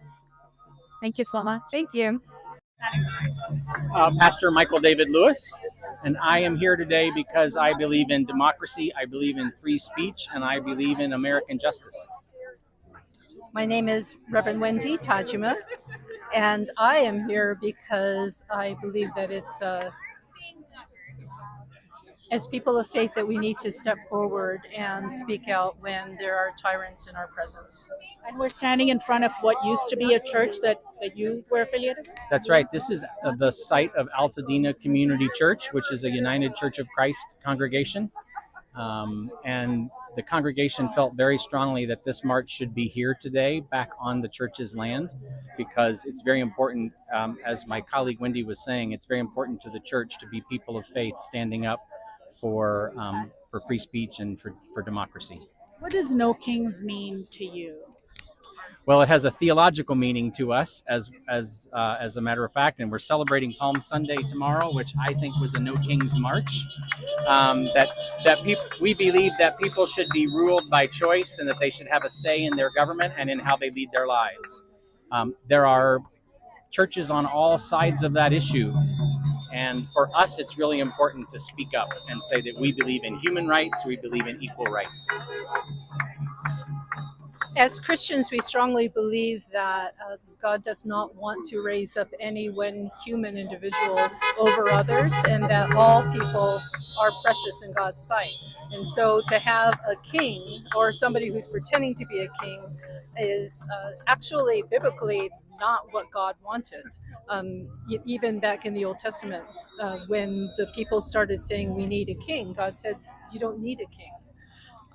And so we've always believed that the people have the gifts that God has given to them, that if we work together, we have no need for authoritarianism. Yet we live in a country where there is a revival of this idea that this should be a Christian nation.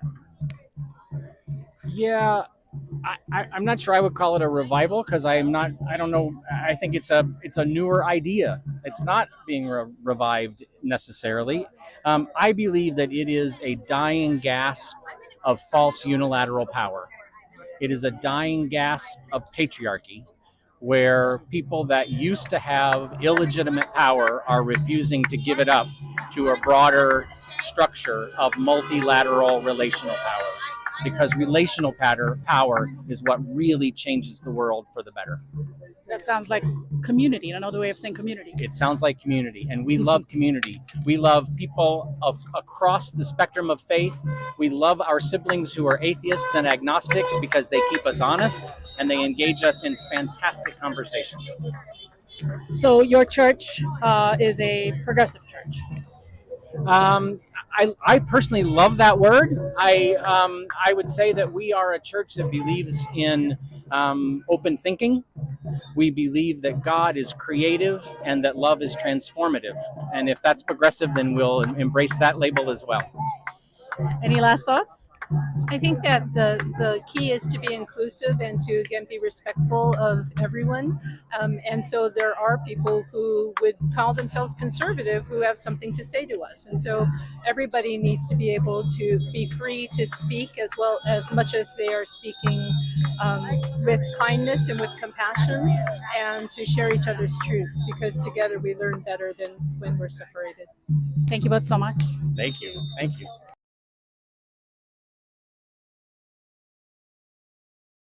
Blow your whistle when you know there's confirmed ICE activity in your neighborhood.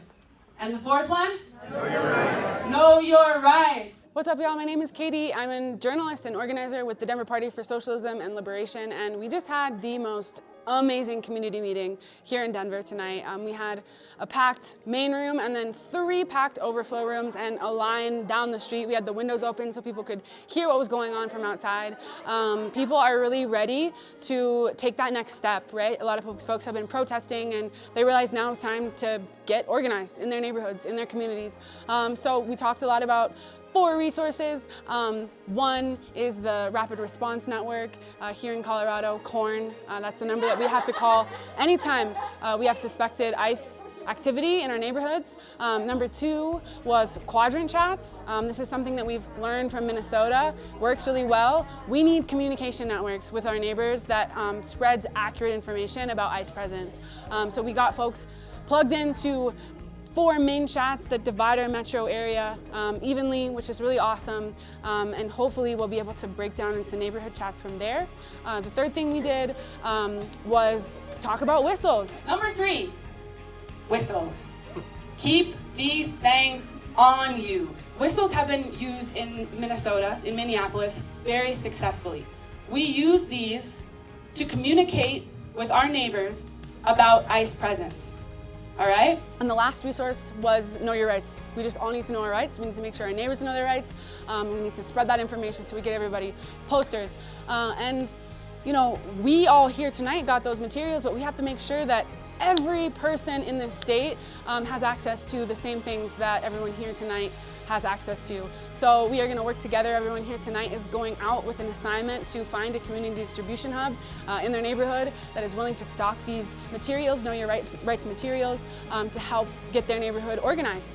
So hopefully by the end of this week, we're going to have a network of community hubs that are ready to support their neighbors and everyone to fight back against ICE terror. If you want to get plugged in and get the materials and resources that everyone got here tonight, just go to our Instagram page at Denver PSL.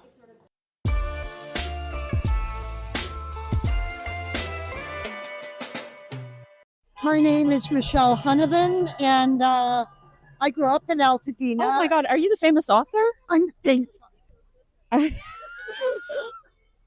I read your book last year. That's so nice. I'm not famous, but I am an author. Okay, start over. Okay, my name is Michelle Hunovan, and I grew up in Altadena, and my house is about a mile from here. Or what's left of it? Nothing. But we're rebuilding. So you lost your home in the fires, and you are rebuilding. You're here today. Why does being in Altadena feel significant on a day when you're calling out this idea of no kings? Well, it's important to be on my home turf and to speak for Altadena, or some of Altadena, I hope most of Altadena, that we're terrified of what's happening in this country, and we want it to stop. What needs to happen? How does one take a king who, technically was democratically elected? How does one lose? How does a nation lose a king like that, a person who wants to be king? Well, there is impeachment, obviously. Hopefully, we'll have some luck at the midterms. Hopefully, there will be midterms. Hopefully, there will be free and fair elections. That's partly why I'm here he didn't win the popular vote. And it's a very slim majority that they seem to forget that over half the country, well, now I hear up to 64% of the country is against it. So I'm not saying anything new here, but I do think it's important to come out and be heard and say, remember us, we're more than half the country and we don't like what's going on. Cool. It seems as though this might be the biggest protest since Trump took office a second time. Do you think he's paying attention? What do you think such protests can actually accomplish in a direct way? Or is it a way to just come out and kind of be in community about our shared values? I think it's both, but I do think that I'm old enough to know that the protests really helped end the Vietnam War. And that's another reason why I'm coming out, is I believe in coming to the streets. You have to come to the streets if you don't like something. But thank you so much. Okay, thank you. Peace, this is Maurice Mitchell from the Working Families Party, and you're watching Free Speech TV.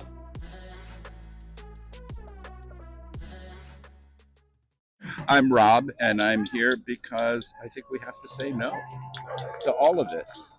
And my family, spread out across the country right now, are all protesting. My daughter's in D.C. protesting.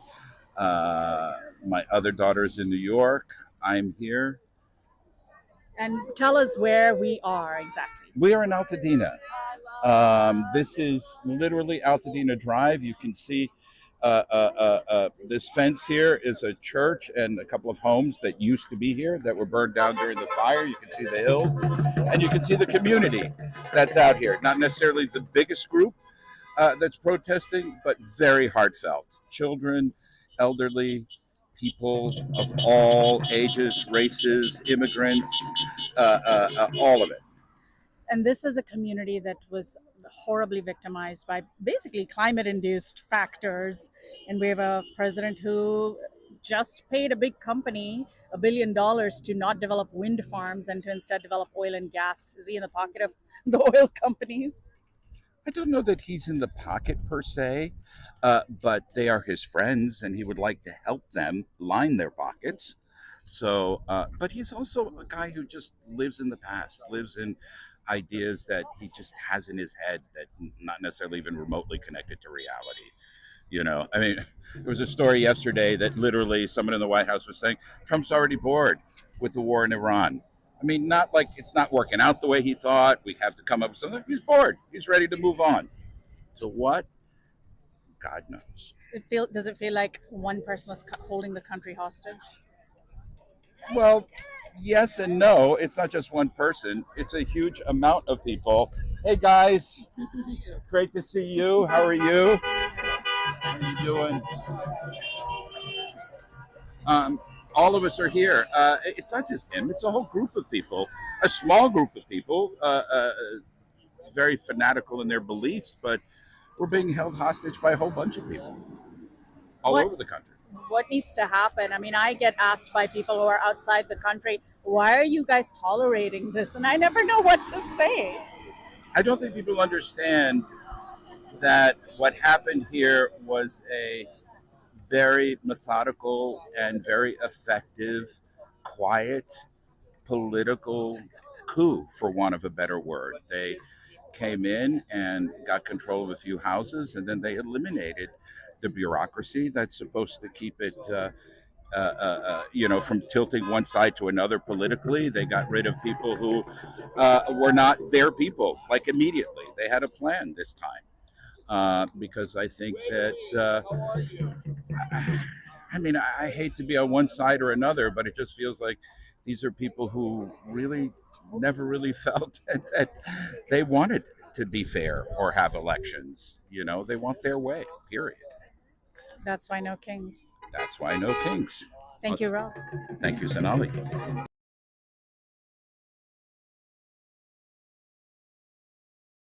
My name is Grace, and I'm here because I am exhausted. I'm exhausted of everything that's going on in the country and how democracy, rule of law, and that we're being governed by people that are unqualified. And frankly, I feel they are racist, homophobic, anything that you can imagine. What do you want to happen in the next year or two? We still have more than 2 years under Trump. Well, hopefully we will be able to make inroads to connecting to people who are on the other side. I think a lot of people on that side are beginning to realize that, it's been a big grift. And the president said that he was going to do one thing, and he's done exactly the opposite thing. He's done what most Republican, well, at least in my lifetime, Republican presidents have done, which is increase spending for the military, reduce taxes for the ultra wealthy, and go to war. And so that's my hope is that all of the stuff that's being thrown at us daily will somehow congeal into one, unifying force for all Americans. Thank you so much. You're welcome. Hi, I'm Odette with Free Speech TV, empowering communities through independent media. And we're hearing the crowd right now just starting their chants. Ice out now. Yeah. And I think, that's an incredibly important thing of why we're here in Minneapolis, St. Paul, is that we saw one of the most brutal the repressions of, they sent in masked thugs to kidnap our neighbors. Minnesotans stood up and are saying no. And these masked thugs murdered 2 citizens in cold blood. Alex Preddy and Renee Good. And I think it really did open people's eyes to we are in an incredibly dangerous moment. And then there's 2 paths for people. Am I going to be cowed? Am I going to be afraid? Or am I going to stand up and be brave? And I think the answer is pretty clear. What I'm seeing is the American people are brave. And that bravery is contagious. And when we define that bravery as protecting our country, this is our country. No kings here. This is the people's country. It's so clear that this deeply unpopular regime that we have in Washington, D.C., led by Donald Trump, is afraid. They're the ones who are afraid, and the people are the ones who are brave. I think you're exactly right. And I think Minneapolis and St. Paul, these are the be brave cities, right? That isn't, and we shouldn't neglect that other cities, Chicago, LA, Portland, have all taken their hits. If you look at Bruce Springsteen's tour schedule, he's going to the places that Trump and his team targeted. And Springsteen has said, look, the cavalry is coming, right?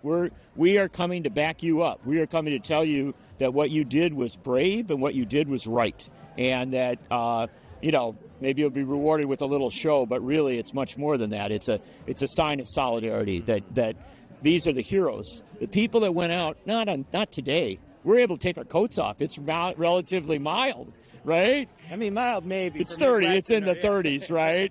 But we're able to take our coats off. I was up here on days when it was, 14 below. Yeah. And they were out in tens of thousands. They did not pull back. They went to where the issues were, where the struggle was. And I think it was an epic moment. It's a moment that's going to be recorded in history for a very, very long time. When they write the history books, I write books, and so I think a little about how you construct a book. Yeah. And you look for those moments that are critical junctures, and you say, okay, something happened here, and if you trace from there, you can see the progress. You can see everything that goes forward. This is true throughout our history. The revolution didn't start as a revolution. It started as Boston Tea Party. Right? And so it grew with common sense. And grew with common sense by Tom Paine, my hero. But the same is true of the civil rights movement, right? If you study the civil rights movement, you love the March on Washington in '63, and then you start tracing back to A. Philip Randolph in 1941 and people in the 19-teens, and what you realize is that there are trajectories and you grow from them. In this moment, Minneapolis and St. Paul also, these became that critical juncture where the trajectory begins. Things changed. Bizarrely enough, I was on a TV show I was at a news show that day commenting on stuff, and they went to the scenes from Minneapolis, and then Kristi Noem was on claiming this was terrorism or something like that, and I thought to myself, I can't begin to express how big this is going to ultimately be, because people are going to see the wrong of this. Now look at what's happened in a couple months. Kristi Noem is gone.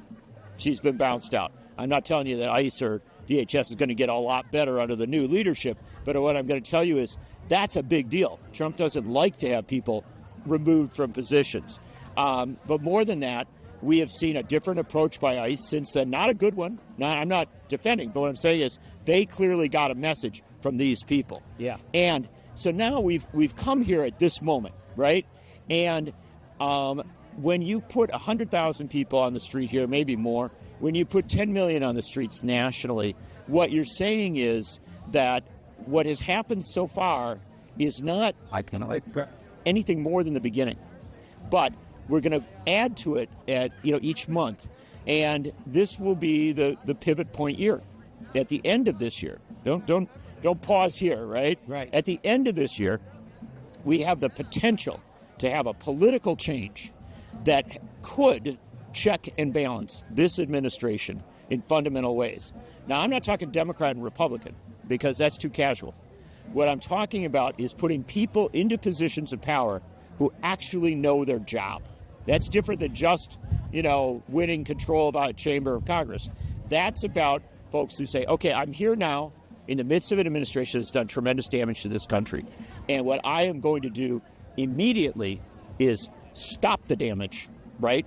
Be a barrier to that which is destructive, but also work in the most constructive, most thoughtful ways we can to, build forward. I know people say, we got to wait till 2028. I don't believe in that. I believe that it is possible immediately to start to shore up Social Security, shore up Medicare, shore up Medicaid, to begin, not to, this will be much harder, to begin to address the AI threat. And I say it as an AI threat. We all use AI whether we know it or not. But the fact of the matter is, it's coming on in a way that we are not in control of. If moves are not made now to get real control of how AI develops, we're going to have a system imposed on us that we don't control. And it's going to be very destructive on jobs, surveillance, a host of other issues. And the final thing is, we always should remember this. When you're in a time of war, you want people in power who say to presidents of the United States, this country was founded by people who wanted to prevent presidents from launching wars of whim, and it was founded with a constitution that's designed to chain the dogs of war, as the founders said. That is a huge responsibility that we take seriously, and I'm going to tell you, you and I taking it seriously, we always do, right? That's us, right? To have all these people behind us, that's what makes it possible to make real change. So, final question. There's a phrase, you're not from Minnesota, but you're right next door. Close enough, Wisconsin. And there's a phrase, Minnesota nice. Yeah.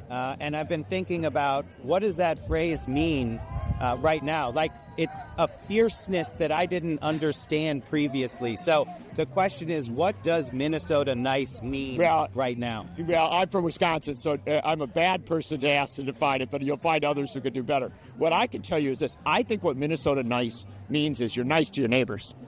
And if somebody comes for your neighbors, you stand with them and you make sure that that person who comes doesn't get to harm them. So, there are many ways to be nice, right? You can be just nice to everybody. What does that mean? But it means a great deal if you are nice to those who are most vulnerable. Minnesota sent somebody to the U.S. Senate for a very long time, Hewitt Humphrey. And I will paraphrase him. He said the measure of a country is not, the security and the comfort of its wealthy. It is the condition of those with the least, right? It is the job of government. It is the job of activists. It is the job of us as friends and neighbors to make sure that those who do not have protection get it. And that protection, in this case, was often physical, right? You had to make sure that they were safe. But it is also economic. It's social. It is humane and good. Minnesota is an exemplar of that, and they showed it in so many ways. At The Nation magazine, where I write a lot, we nominated Minnesota for the Nobel Peace Prize. We nominated Minneapolis in particular, but really the whole state. And we did it formally. We got the forms. We qualified to nominate. We found some of our writers had won Nobel Prizes, so we had avenues in. And it was accepted. And I don't know what will happen. I don't control the Nobel Committee. But what I can tell you is it's been written up all over Europe. More than 100,000 people have signed petitions supporting the concept. And just imagine if sometime this fall, Minneapolis and Minnesota get the Nobel Peace Prize. That, to my mind, would be absolutely appropriate, and that's a good measure of Minnesota nice. John Nichols, as always, wonderful to talk with you. Thank you for your analysis and your words, and I'm excited to share this space with you. I'm excited to be here with you, and I got to tell you, folks who are out there, I know you're tuning in because you want to see this guy. Nobody fights harder for Social Security, Medicare, Medicaid, and social and economic justice in this country than Alex. He is a absolute hero, and he is literally, you have no idea the sacrifice he is making. We were joking about it before. It's actually cold out here, but he wants to look good in his suit, and so he took it off his coat, and he's doing that for you. No, stop. If you're feeling as exhausted and as frustrated as I am, then I have something for you. I'm CJ Krim, and for the last 4 years, I've been documenting the fight against that. My film, Resisterhood, tells the stories of regular Americans who are standing up against this administration and working for a country that respects all of us. Film critics are calling it powerful and moving, deeply impactful and uplifting, a refreshing and welcome note of hope for change. It was also called one of the most important films of 2020. So if you want to be inspired, if you want to see stories of everyday Americans working to protect our democracy, then please check out Resisterhood.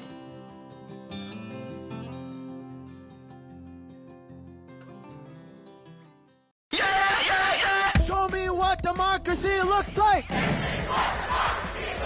When I say people, you say power! People! I say all these things because I refuse to be afraid. There's nothing more American than peaceful protest. When we speak up for our neighbors, we speak up for ourselves. We're standing up for what is right, what is just, and what is good.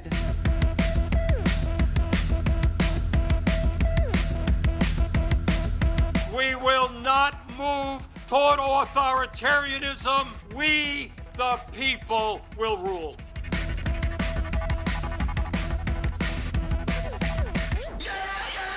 No kings. No kings. No kings.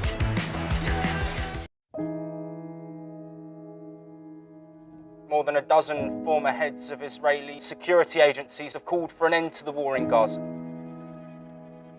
We cannot justify this war because what we are doing in Gaza is something that nobody can justify. I have never seen Israelis so outraged as they are now.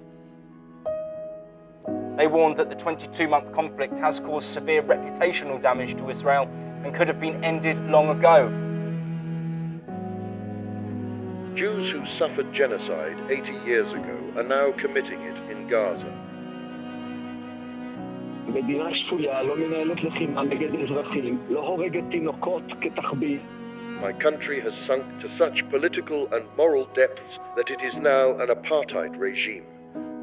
As a Jew, as a Zionist, this is totally unacceptable.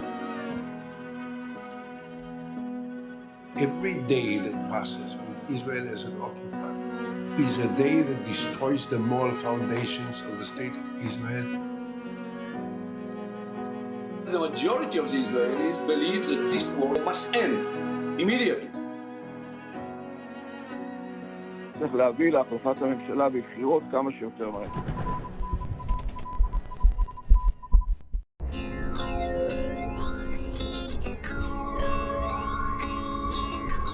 If you look at the polling data, it's Black, Latino Californians that actually care more about climate and climate change. They're the most at risk from climate change, most likely to be experiencing the actual health impacts, asthma, etc., from living next to a refinery or a freeway, when we know that mobile sources are the biggest generator of greenhouse gas emissions which affect climate change. We've created a border between ourselves and Earth. People may spend more time in their cars or in front of a computer screen. There's something very healing about greening spaces. Alma in Spanish translates into soul in English. We grow food to satisfy the yearning and the deep hunger of the soul, which is for human connection. And I think Alma Backyard Farms grows community, grows relationships part of what we do generates some revenue that goes back into our programming. So we grow everything from seasonal vegetables to flowers that we put in arrangements. One of our programs is working with school children, so just tremendous joy when kids pull stuff out of the ground. That's an experience we like to provide as much as we can. So we offer a job training program with folks who are returning home, returning citizens, formerly incarcerated folks. And so I've heard it from people who have done time that when they put plants in the ground, there's a parallel where they're discovering at different developmental stages of that plant a different sort of application of care has to take place. And I think there's a level of tenderness that has to be applied to seedlings when they're first introduced into the ground in order for them to successfully grow. And that takes a lot of attention to detail. It takes a certain level of care. It's beneficial, I believe, for people spiritually, mentally, physically, because you kind of do it all. There are many reflective moments. You know, there's seasons. Sometimes there are good seasons and there are bad seasons. But one thing about farming is you just keep going. You got to keep figuring it out. That just doesn't stop. And you have people who have your back.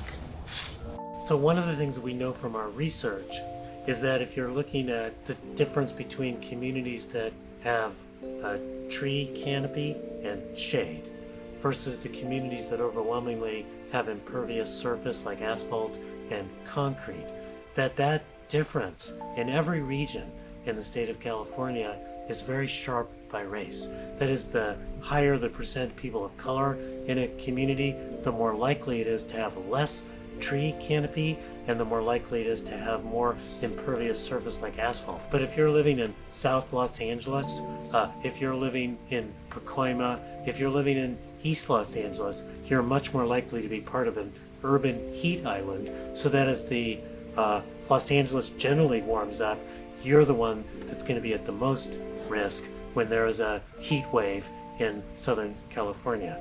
Tomorrow we have a farm stand here in Compton every first Sunday and every third Sunday of the month. And what will happen is about 400 to 500 people from the neighborhood and greater Los Angeles. A lot of foot traffic comes in through the same gate you came through, and they'll have a chance to source the produce we grow. Brunch for us is kind of where elegant meets the hood, right? Because the truth is, people in this neighborhood are not only deserving of that, there's something very dignifying about being able to just enjoy a meal in a beautiful space.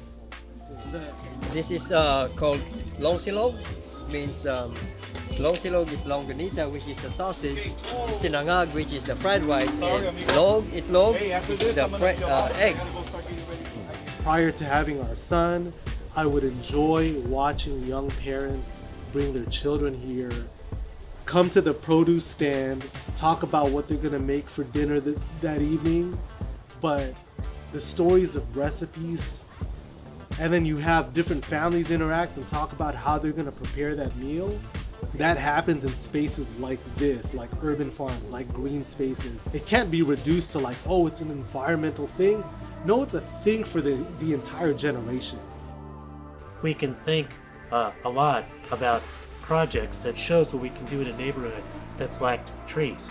That projects help lead the way to policy.